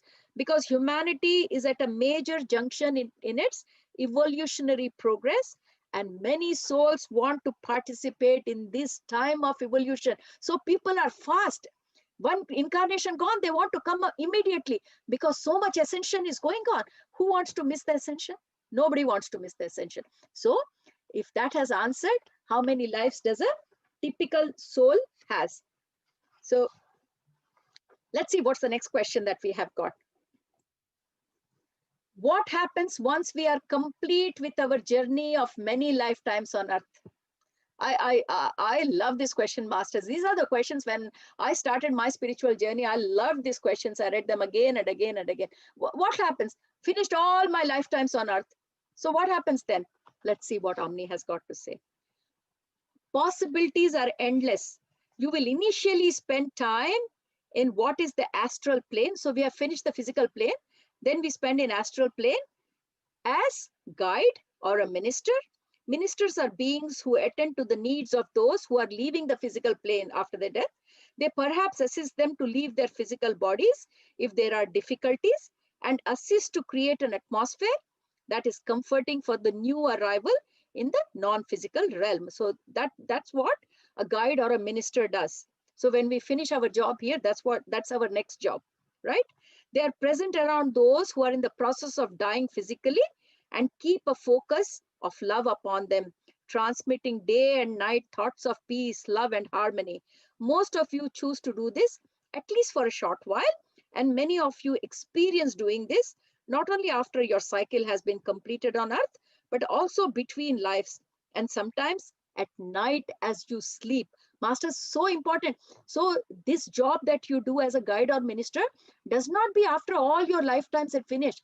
He's saying you can also do between your lives.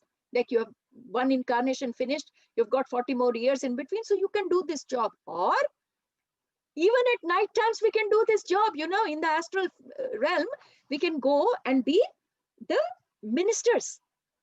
Isn't that, I find it so intriguing.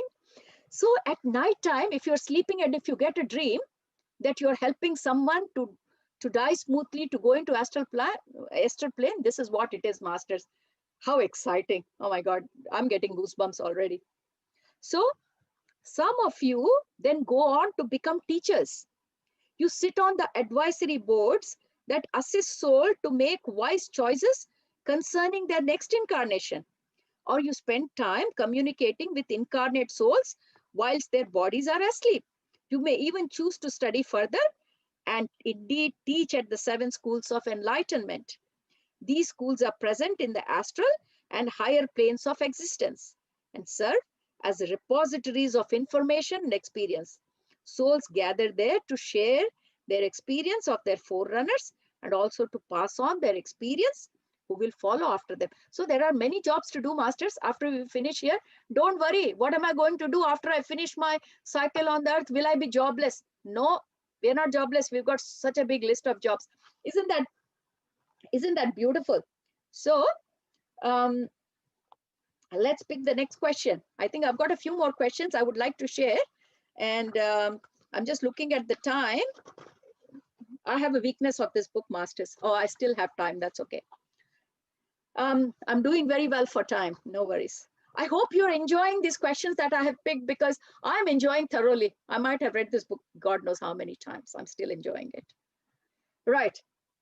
So let's pick the next question. What question do we have about life? Are negative conditions necessary for growth? This is the belief that humanity has, that we need to have challenges in life.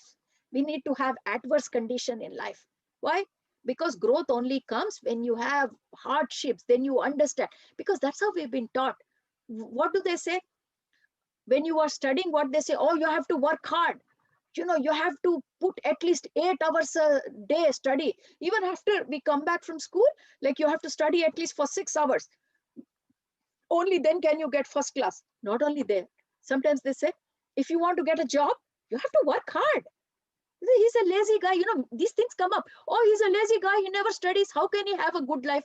So we have in our mind that if we have a good life, that means there is no growth. So this question somebody is asking to Omni, are negative conditions necessary for growth? Let's see what Omni is saying. Omni said, absolutely not. Negative conditions are, in the simplest sense, the result of your thinking. Think of positive things and they will be yours. Think of negative things, they too will be yours. Because the physical reality is characterized by the sense of not knowing, a sense of alienation from all that is. Souls have used negative conditions to encourage the personalities that have created to move forward towards a more joyful experience. The physical reality is a perfect reality for feeling and experiencing comparison. In the physical reality, to experience a whole lot of what you don't want stimulates you into thinking about and striving for what you do want. The contrast, masters, that I was talking. Your primary intention, and this is true for all of us on the planet, is to create a life that fully expresses the 4 principles of creation. You have deliberately set out to create a life in which you can express yourself in health and well-being, in abundance, through love, and you do so by using your power to create. Comparison has helped you to experience yourself as what love is not.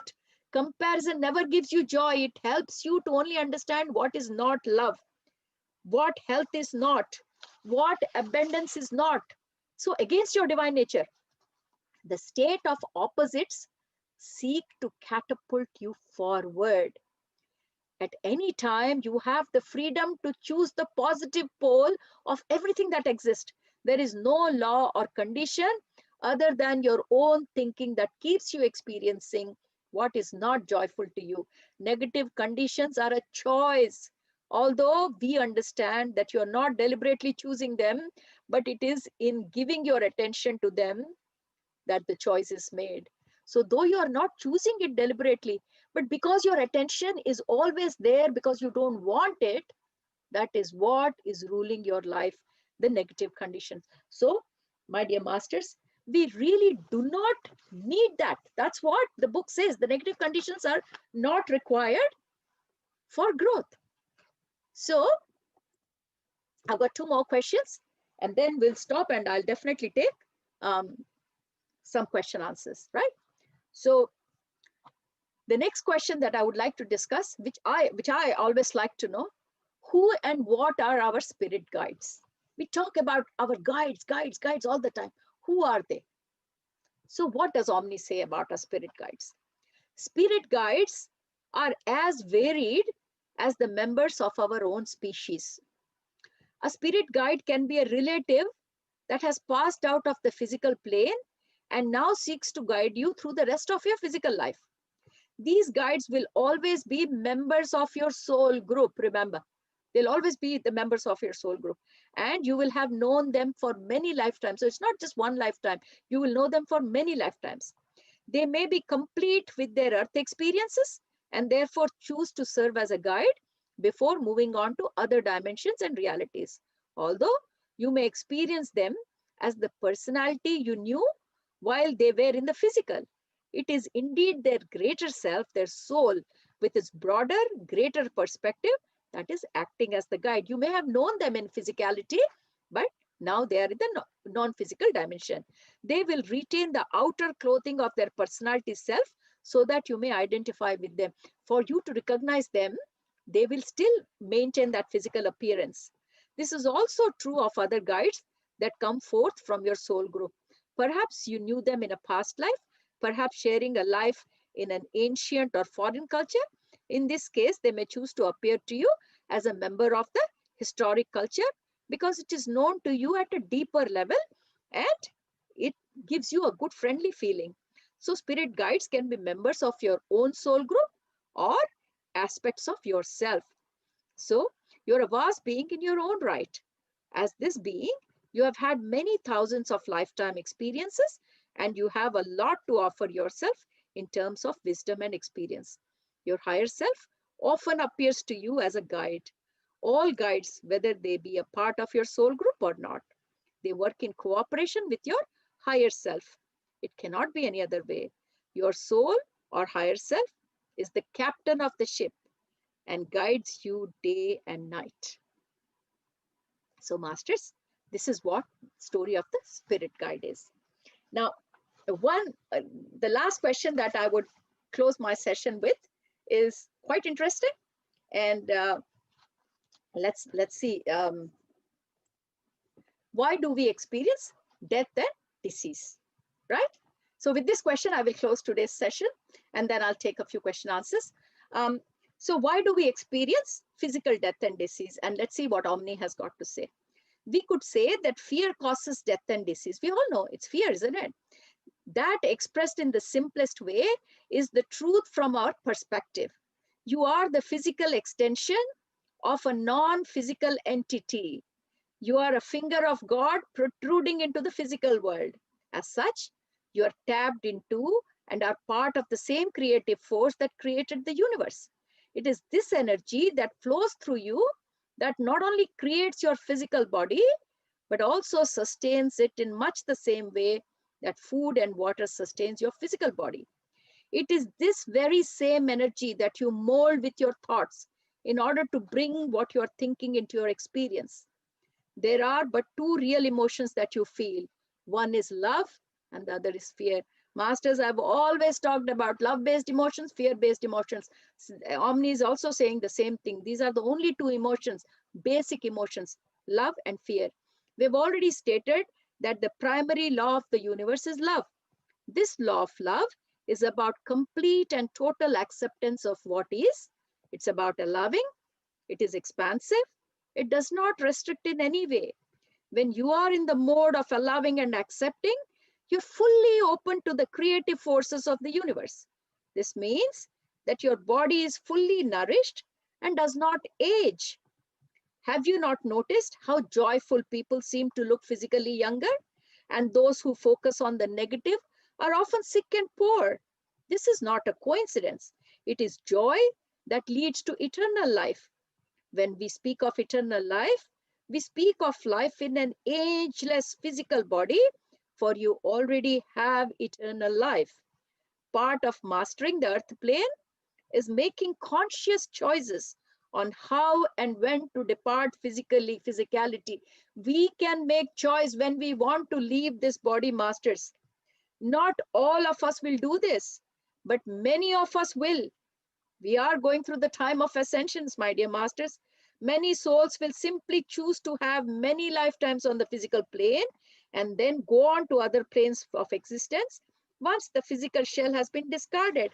However, for many, the challenge is to remain in the physical lifetime after lifetime until a state of fearlessness is achieved. We will be here till we achieve fearlessness, masters. We have to overcome that aspect of fear. The state of being fearless, or to state positively, the state of love. So what's the opposite of fear? Love. So the state of love and of allowing is exquisite. And it is what many of you have been calling enlightenment. So masters, what basically Omni here is saying is, we don't have to go through this, neither death or disease. It is our fear, it is our mass belief, masters, that what we are going through. Your identification with the physical world has caused death and disease. Although on one level we can say that physical death is unnatural, they're not saying it's natural. It is unnatural. And they're clearly saying that it was also known beforehand that this would be one of the side effects of consciousness entering into physicality. Death is part of the earth experience, but that can and will change in future. Not only will death change, but there have also always been a few who have mastered the physical existence to the extent that they have often lived in a youthful state for between 300 to 500 years. Many of these enlightened ones have lived in India and the Himalayas, but each region of the planet has known such men and women. When this change comes about, depends largely on humanity. So when this change comes to the entire humanity, not just exception of few people like Mahavatar Babaji or Himalayan masters, if this change has to come through the public, then our beliefs have to change, masters. We have to let go the fear, let go. So there is so much in this beautiful book, masters. There is so much in this beautiful book. I cannot stop talking about this book. And this lovely book, I don't know how many of you can see this, but this is how this book looks like. And this is my Bible, my guide. And I can't thank John Payne and Omni for this pearls of wisdom that came into my life just a few months after I stepped onto spirituality. I'm so thankful for what I am today. I thank Omni and John Payne for that. Very much indebted to this book, masters. So I'm happy to take any questions or answers more than. So my dear Swapna, all over to you. I think I've talked for too long, so I'll just have a few sips of water. Ma'am, But meanwhile, I organize. just wanted to hear for longer. I mean, such a beautiful and insightful session. It answered so many questions. Like we know that there are various words that we use on day-to-day basis, like gratitude or allowing or self-love. But how we correlate them and how we manifest and how these four principles of creation in our life, you so beautifully summarized, ma'am. And with your permission, I know every word is a key takeaway, but I've noted a couple of things that I really felt I need to share. So, with your permission, ma'am. Please. So, one thing very important that I mean, one of the most important you said was like, if you're ready to receive the information, it will flow to you. and openness is the thing that is really needed. And mastery means creating experience of joy, which is the ultimate goal. And my favorite, belief and thought is the one that causes karma, and it's not the action. This is like an Yes. eye opener, because we've been hearing since ages that what you do is what you, based on that is you get karma. But this is an eye opener, ma'am. And so beautifully you summarized the four principles of creation, wherein the love, you can create that by loving yourself as well as allowing others without interference, and health and well-being by practicing forgiveness, abundance by practicing gratitude, and creativity by self-appreciation. Thank you so much, ma'am. And don't focus on what you do not want, and always shift your focus on what you want, because where you focus creates the experience for you. I mean, these are just like very few points, ma'am. And really, it's such a beautiful session. Thank you so much. Thank you so much, Swapna. You really recapped the whole thing so well, and just the key points that have touched my heart. You have just reiterated again. Um, Really, I'm really thankful for giving me this opportunity to share this book, because it's really a treasure of wisdom. Thank you so much, Absolutely, Swapna. ma'am. Thank you so much for bringing it to us. And we have one question, ma'am. Someone is asking, doesn't self-appreciation create ego? Yeah. So this is what the misconception we have. There are two things. Uh, Again, this all comes back to our mass beliefs, Swapna, because more so for people who have been brought up in Indian background. I wouldn't say the Western part of the world, because um, blowing this trumpet stuff is only bad thing back in India, because that's how we've been brought up. Even if you do quite good, you're not allowed to say it through, you know, you're not allowed to express it. It's okay if someone talks about you, but you can't talk about yourself. And that's supposed to be humility, and you grow with that humility to a point. And especially if you have moved out of India and you have stepped into the Western world, and I'm sure, Swapna, you would have faced yourself, you can see there's a clash in culture, because that's not what people believe in other parts of the world. And right from a young age, children are very openly appreciating for what they are, and because of that, what comes out is your creativity comes out more. Because if you're always looking for outside appreciation, you may get it, you may not get it. You cannot always be positive that whatever you're doing, you're going to be given a pat on the back. That means you're dependent on someone. Now, if you do something and you really like it, there is nothing wrong in saying, wow, I've done it so well. Many times, Swapna, when we are baking, that cake example, I love it. Many times we're baking a cake. I'm not very good, I'm not very good at baking, but um, when I do little things, if it comes out well, I think, oh my God, next time maybe I could do the icing this way or that way. So what self-appreciation does is, we'll talk about ego in 1 minute, because that's one of my favorite topics too. But what self-appreciation does is, it allows you to bring more of that hidden things that you have within you. So that's what self-appreciation does, which doesn't mean, okay, if you're a modest person, you don't want to blow your trumpet, do not blow trumpet in front of others. But nothing wrong in telling yourself that you are worthy of things. Many times, Swapna, the way we do it, we don't want to even spend money on ourselves. This is very common in women, especially. Or you'll do things for the whole family, but when it comes to yourself, you will not spend 100 rupees or $10, because you think, oh, do I really need it? Uh, in other words, you're saying, am I really worthy of spending that money on ourselves? This has to go, Swapna, because I've done both the extremes. And nothing wrong in pampering yourself once in a while. Yes, I deserve it. Self appreciate for what you're doing. So that is required. If you want to see your creativity coming up, then the only way it will be is self appreciation. That's a very important thing. Now, ego. Now, where the difference comes is, people have to understand, ego only comes into picture where there is comparison. If someone is doing something great And if there is no one in front of them, he won't blow his trumpet. Ego will always want to boast yourself up in front of others. So ego is comparison. Sit in your room and self-appreciate yourself. You don't need a bystander to look at. But ego wants audience. Without audience, you will not open your mouth. See, there is difference between ego. Without comparison, ego doesn't come. But self-appreciation does not need any audience or comparison.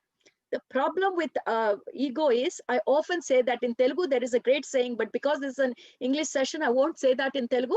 But what happens in saying in English, if you say that I have done this extremely well, it is perfect. But if you say I am the only one who can do this perfectly, then that is ego. In Telugu, they say, Nenu cheyagalnu, great. Nene cheyagalnu, that is aham. This has come from Telugu. It's a great, in fact, it was in one of Mahesh Babu's movie. I have written it down because self-appreciation means I can do it. Ego means only I can do it. That is where the difference comes, Swapna. Beautiful, ma'am.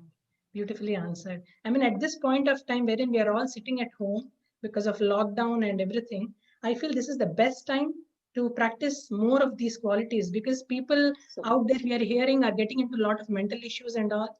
And if they practice this self appreciation, self love, and gratitude and focus more on these things, I think this is the best time. It's like a blessing for people to practice and come out of that situation. Thank you so so much. true.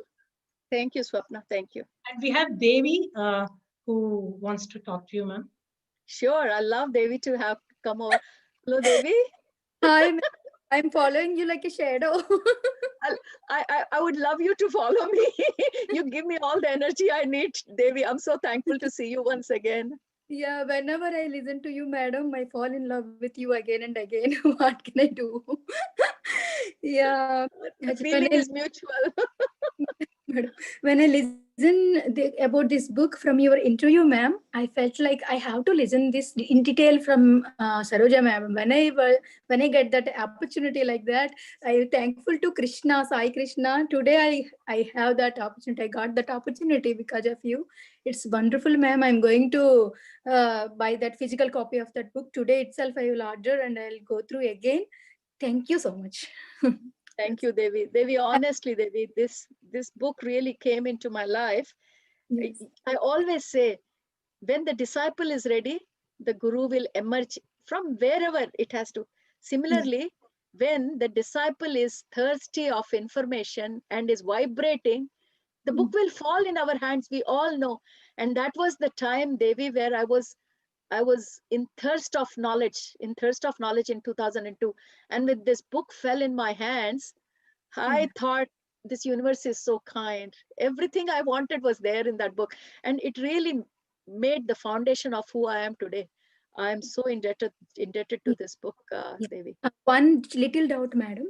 When we have a clash between our responsibilities and goals, what shall we do? Very good question, Devi. This is a question that we are all struggling in the current times. You know, something it's called politically correct, we say. So sometimes, you know, though we want to do the right thing, we may not be politically correct. So keep that in mind of this discussion always, because this politically correct thing has become the catchphrase. Whatever you say, you know, you should be careful that you're not caught back sometime when you look back. Doesn't matter. We don't have to worry about that, but I'll still there. So what responsibilities and goals, if they clash, what do we do? So first of all, this is very important. The other day, just yesterday was Thursday. Yes, Thursday was my counseling day, and one of my clients, I would say client, had exactly the same question. So if you are saying your goals and your responsibilities are clashing, then you're in trouble, Devi. So how do we get out of it? Our responsibilities and goals, if they match, only then we can really fulfill our job. So the easiest ways, Devi, when it comes to responsibilities, what kind of responsibilities do we have? Responsibility to ourselves. There are only three spheres. If we make our life easy, there are only three spheres in a human being. responsibility to personal self, responsibility to your family, and responsibility to your work. When I say family, it can be your social circle as well. So personal, your family and closer circle, and if you're a working person, then it's to your work. And if that's not the case, then it has come down. So these are the three spheres in which modern women or modern day men are working. These are the three spheres. So your responsibilities will be in these three spheres. Your goals also will be in these three spheres only, because that is your area of influence. So your responsibilities and your goals are only from these three areas. What we have to do, Devi, is to take a clean piece of paper and start writing down our goals. Whatever that goals may be, write it down and categorize that. Is that for your personal? Is that for your family? Or is that for your work? So that distinction you have to come up for your responsibility or your goal. Which area is it influencing? Do that. And then pick only one or two, Devi, only one or two, thinking that if you are not going to exist tomorrow, your incarnation finishes tomorrow, which is that one or two goals that will matter out of the 100 you have written? Just pick that one or two. And when you look at that goals, you will know that that will be your responsibility. If you look from that perspective, that today is my last day of living, I'm not going to be here on this earth tomorrow, things become clear as crystals, because 90% of our responsibility, so-called responsibilities, are bullshit. Sorry to use the word French, I would not have, but it is. We clutter our life with so many things which are least important, baby. But if you can imagine that your life is ending tonight, you got only 1 hour to live. What is that one or two things? That is your goal, that is your responsibility, that is your everything. If you apply this rule, your confusion won't be there in life. Otherwise, too many things happening in current day, modern day, for a woman or even for a man. So my 2 cents worth of advice, that's all I would say. Yeah, thank you so much, ma'am, and thank you so much. And nowadays, I listen to. I want to give a chance to others, but I want to Sure. give you one information. Nowadays, I listen to so many women. They're struggling with. They have to do home responsibilities. They are responsible for kids, and they're responsible for earning as well in modern days. And Yes. not having enough of support and struggling a lot. So I think this question will help me to address them, and as help me as well. So thank you so much. Devi, actually, I would like to say what question you have asked. I'm so happy because Yeah. modern day, I mean, men, don't get me wrong. I know you are all very busy, but women are unreasonably busy. Especially working women, so much pressure. I was yesterday talking to a woman, no names required, but her day starts at 4 o'clock, and the kind of activities, she has young children, she starts at 4, sleeps at 10, and when I heard the whole schedule, back to back, back to back, back to back, and I'm thinking, when is she breathing? I don't know, where is the space for breathing? And she's saying, madam, what do I do now? I'm getting anxiety, so should I start medication? I said, before you start medication, can you unclutter your life for me? She writes a blog. So if that person is here on the platform, I really want you to understand that this is not dobbing you in, so I'm not naming you, but this example will help a lot other people. So my dear friend, if you're there on this platform, this is only to help other females.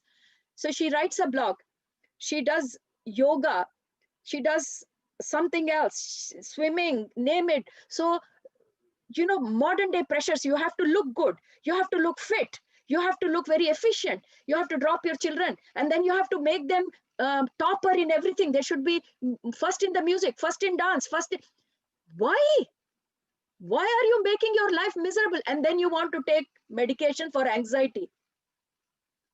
Why are you putting that pressure? What is required?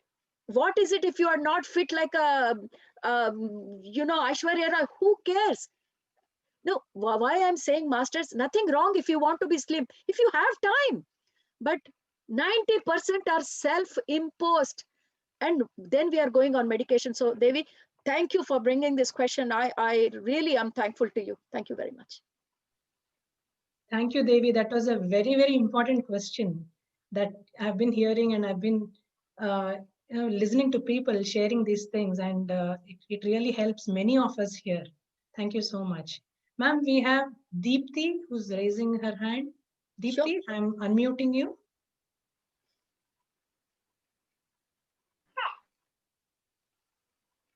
Deepthi, you can speak. Yes, ma'am. Hello. Hi, Deepthi. Hello, ma'am. Thank you so much for the wonderful session.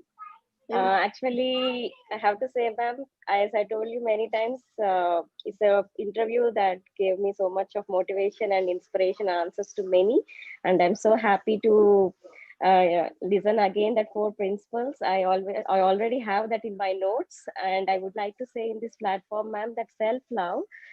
That's really a wonderful and first priority that I make in my life, that changed the way I think, and the happiness what I'm enjoying irrespective of what is around me.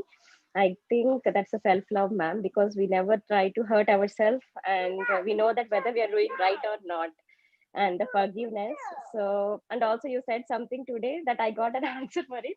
You said that we should not confine to only one thing. So I thought that I will look into what the something new I want to look. So that is how your sessions always help me, ma'am. So I'm very thankful to you once again, and thank you. And you said that that book is a blessing to you. I think you are a blessing to us, ma'am. You are a blessing to us, and as I told you, the depressions, whatever the counselings, no, it's not at all needed, man, if you really practice these four principles in our life. So thank you so So much, ma'am. true. Thank you. Thank you, And also Deepthi. It's lovely. yeah, ma'am, on yeah, you said that ego and self appreciation, you said, right, ma'am. I think ourselves we will be knowing, ma'am, whether we are doing right or not. So whether it's a Yes. negative appreciation or a positive, I guess we will be knowing Yes. it while practicing all this. So my baby is giving me a chair to sit. That is how. Thank you Thank you, very ma'am. much. Thank you. I think many Thank you, people. Deepthi. Thank Nice you to so much. have you. Thank Yep. Thank you very you. much. Thank you. Thank you, Deepthi. Very aptly said. If you listen to ma'am's sessions, I mean, definitely there's a lot of wisdom, so much wisdom we can apply in our day-to-day life. And I am very blessed to say that I'm one of them who's immensely benefiting. Thank you, ma'am. Ma'am, we have Thank you, Suresh Swapna. Garu, who would like to talk to you. Suresh garu. Ma'am, today is another great day in the PSSM movement. Listening to extempore session by Saroja Madam. We know Saroja Madam before MDMC attended Kailaspuri. We have fixed one personality of Saroja Madam. But right from MDMC, December 19 onwards, we have seen Vishwaroop of Madam giving lecture after lecture, lecture after lecture in Zoom sessions. Really, today is a great day, and it's an apt session fitting the digital Swadhyay yoga, explaining in detail. We are like LKG students before the teacher. We listen to all four principles of creation, that's love, health, and well-being, abundance, and creativity. You have explained in detail, madam. Thank you very much once again for giving us such a wonderful speech, for enlightening us. Once again, thank you, madam. Thank you, Suresh Garu. It was lovely to talk to you. Other day I saw you during Ray Chandran's session, but didn't have a chance to say hello to you. I'm so Yeah, happy that you're here today, sir. Thank you. Thank you for your words. Thank you very much. Thank you. Thank you, Suresh Garu. Ma'am, we have Navina Devireddy. Sure. Hello, ma'am. This is Gangadhar. Hello, Thank you so Gangadhar. much How for. are you? Good, madam. How are you? I'm Thank good. you Thank so you. much, madam, for today's session. It connected so many dots. Whatever dots we have been putting, it connected so many dots and answered so many questions. Thank you so much for you and the organizers for this wonderful session. I've had some question like that, like karma. Is it like whatever we do in this life, will it be coming back in this life or previous life? All those questions. Now I got the answer that whatever you believe, even it is previous life or this life, that's what comes back, irrespective of the lives. Thank you so much, madam. And one question also we are getting, like there is some date like December 21st, something is going to happen, these Palladians are going to come, and it's creating anxiety like so many people. I wanted to ask to you, what should we do? Or should we prepare for something like that because of this ascension which you talked in this session? Yeah. So that was the main reason, Gangadhar, why I picked that question about evolution, because one of the question was, what is going to happen? Anything drastic? See, this is back in 2001, because everyone knew that 2012 was a doomsday coming up, and everyone was waiting for 2012. Something will happen in 2012. So most of these questions about evolution in this book is from that perspective. So, but the fear is the same, that when the new age will start or when the change will come, what will be the condition of this planet?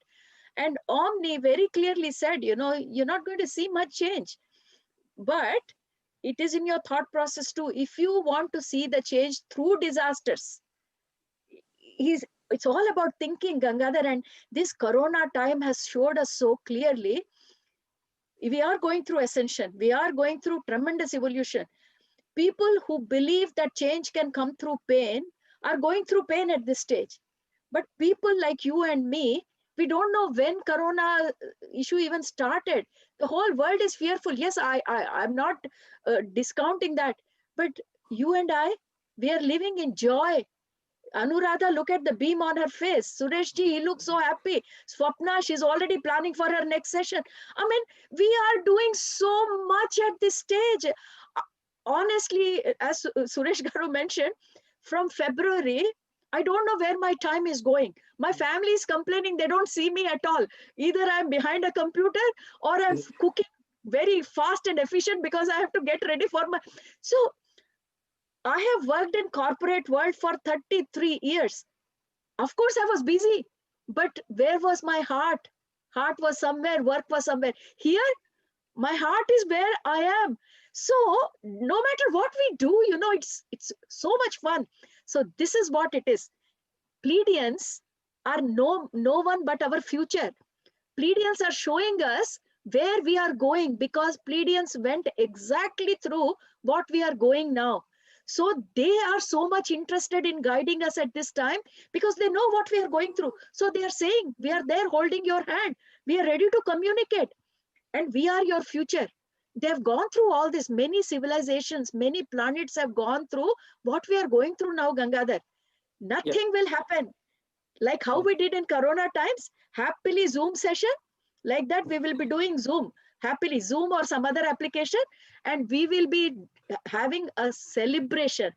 And like we came to know Mother Earth so well, we came to know nature so well. Now we talk about Pleiadians as we talk about Arcturians as if they are my backdoor neighbors. Syrians, just next path. We never talked like this before. Now we sit in the meditation and we say, oh, Babaji, come on. You come on. I mean, when did we sit like this and call people left, right, and center as if they are my family members? Now we do. So it is our level of thinking, our evolution. It's already happening. Nothing will happen on December 21st for you and me. We'll still be happily talking on Zoom, Gangadhar. Honestly, we will be in bliss. We will be in joy. Our masters will be sitting next to us and saying, don't worry, we are here. If anyone wants some energy, we'll give you. So Gangadhar, beautiful question. But yes, this is a fear for everyone. But let's not fear. We have come here to enjoy. We will enjoy. Sure, madam. Thank you so much. I got the meaning of that soul family and whole soul clan, everything. That picture is... That was so beautiful, Gangadhar. That picture, I just love it. Yeah. It's too good, madam. Thank you so much. Thank you, Gangadhar. Thank you so much. Ma'am, Anuradha Garu would like to talk. Sure.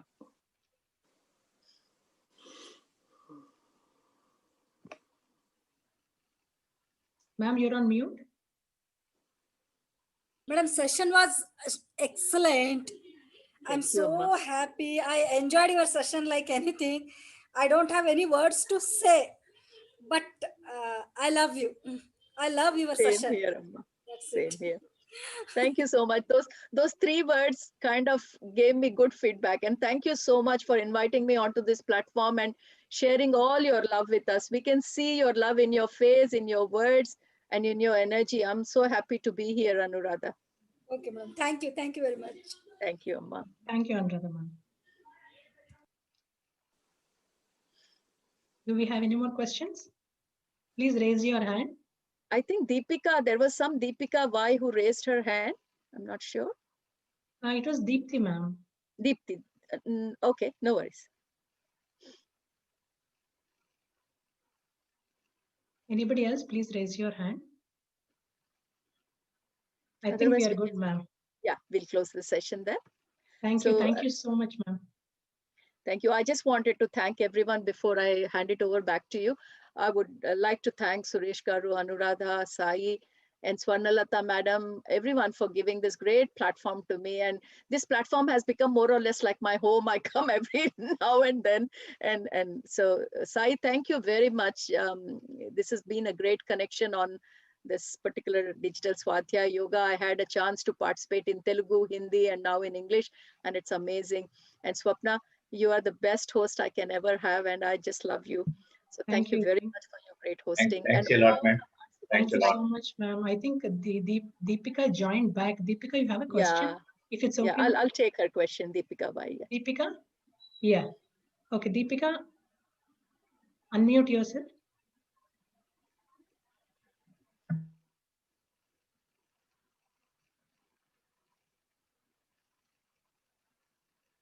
Deepika, can you please unmute? Yeah. Yeah, you can speak, Deepika.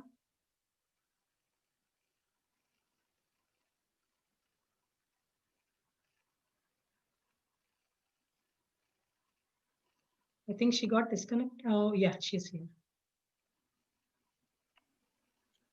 Hello, can you hear me? Yes. Yes, sure. Okay. Yeah. Hello, Saroja ma'am. It Hi, was a Deepika. wonderful How are you? session. I'm good, very good, very good. So I was just in a phase of okay, what is the next book I have to read, and then that's when you shared about this wonderful book. So thank you so much, and I know what is going to be my next book now. So yeah, as always, it was a great session. I just have like I need some more clarity on one particular part. You gave an example of baking a cake and how like you need to love yourself and praise yourself, right?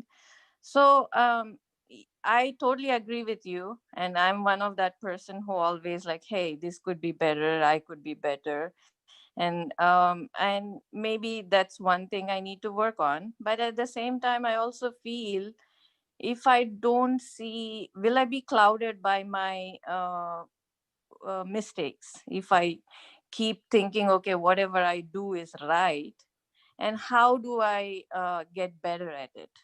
Yeah. See, there are two ways of handling it, Deepika.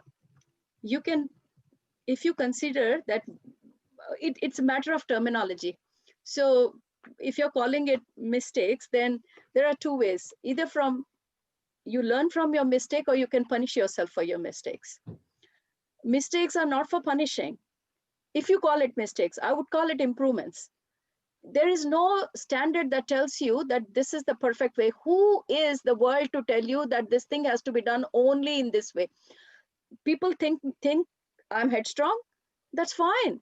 It is their way of thinking. But I declare that there is no right or wrong way of doing anything in this world, in this life. And I truly believe it.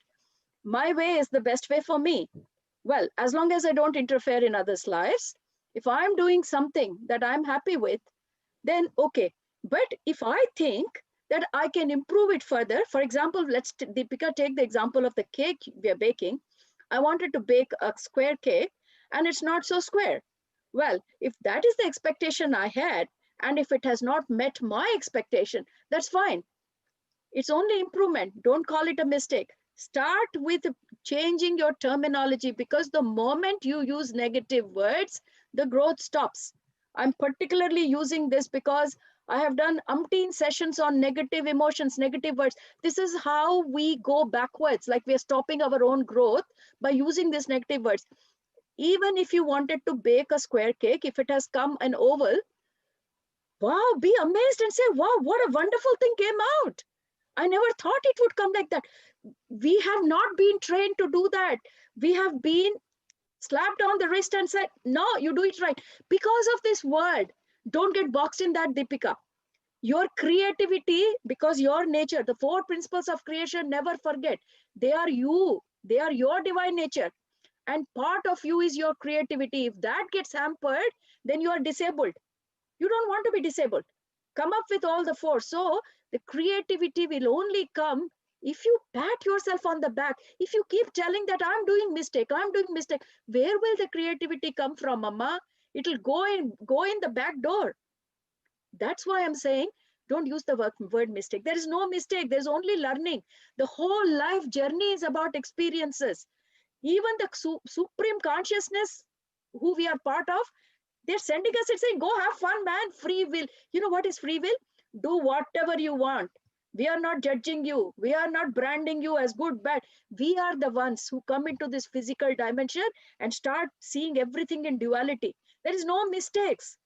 As long as you do not interfere in others' lives. I keep clarifying this because people say, I can do anything. I can go and murder the next door neighbor. You don't interfere in others' lives, but do what you want. There is nothing right or wrong. Our free will to experience for what we have come. Enjoy life, do what you want, and let the creativity flow. Yeah, in fact, the cake example just happened in our house. Like my daughter, 13-year-old, she baked a cake for my son's birthday last week, and it was a very delicious cake. But Wow, again, wow. it didn't get baked in the middle, and we all were trying to tell her, and she's like, "No, it's bad, it's bad." Yeah, So, yeah, and when you just mentioned about that cake example, I was like, okay. Yes, it didn't get baked in the middle, but it was delicious cake overall. And she's yeah, a 13-year-old and she's yeah, still yeah. starting. So, Deepika, very, very valid point you have raised today. Everyone who have children, please listen to what Deepika is saying. This is the problem with the current generation. They are self-critical, self-critical. Today, the teenagers are going through high rate of suicides. The only reason being, the reasons are so flimsy. If someone like us look back and say, that was not even a worth reason for suicide. Why I'm mentioning is you have given a small example. That's where the whole thing starts. I have children at my place. I'm sure there are so many on this platform who have young children. They have become so critical. And small example, if the cake is not baked in the middle, it's not the end of the day, isn't it? But the right. children are being judged like that everywhere, in school, in the sports ground, in the music ground, at home, even by the parents. Critical, critical, critical. We have to change somewhere the whole humanity, Deepika. Let's be the ones who change it. Doesn't matter. Cake is not right in the middle. Let's cut that part, throw it away, let eat the rest. Yeah. Not the end of the day. You know what? This is Corona time. And not normally, I get stuck with most of the cooking. My husband helps sometimes on the weekend. But now, because everyone is at home, Friday night and Saturday night, today night happens to be, my son takes over. Mom, I want to cook. You know, initially, I was like, oh my God, he's going to cook. He's going to spoil the kitchen. It's going to take 2 hours for me to clean the kitchen. And then I said, guess what? I will do that cleaning tomorrow, but let him do it. He does amazing cooking. He won't do every day, but once in a while. And now I've started to enjoy it. I'm thinking if I was always critical about his kitchen messing, when will they get the opportunity to do it? And this is how we are killing our children, suffocating them by being so harsh on them. And that's the cause of depression and anxiety in the current generation. Deepika, such a great point, simple example of cake, but you have mentioned such a great thing, Amma. Thank you very much for bringing it up. Thank you, ma'am. Thank you. Thank you, Deepika.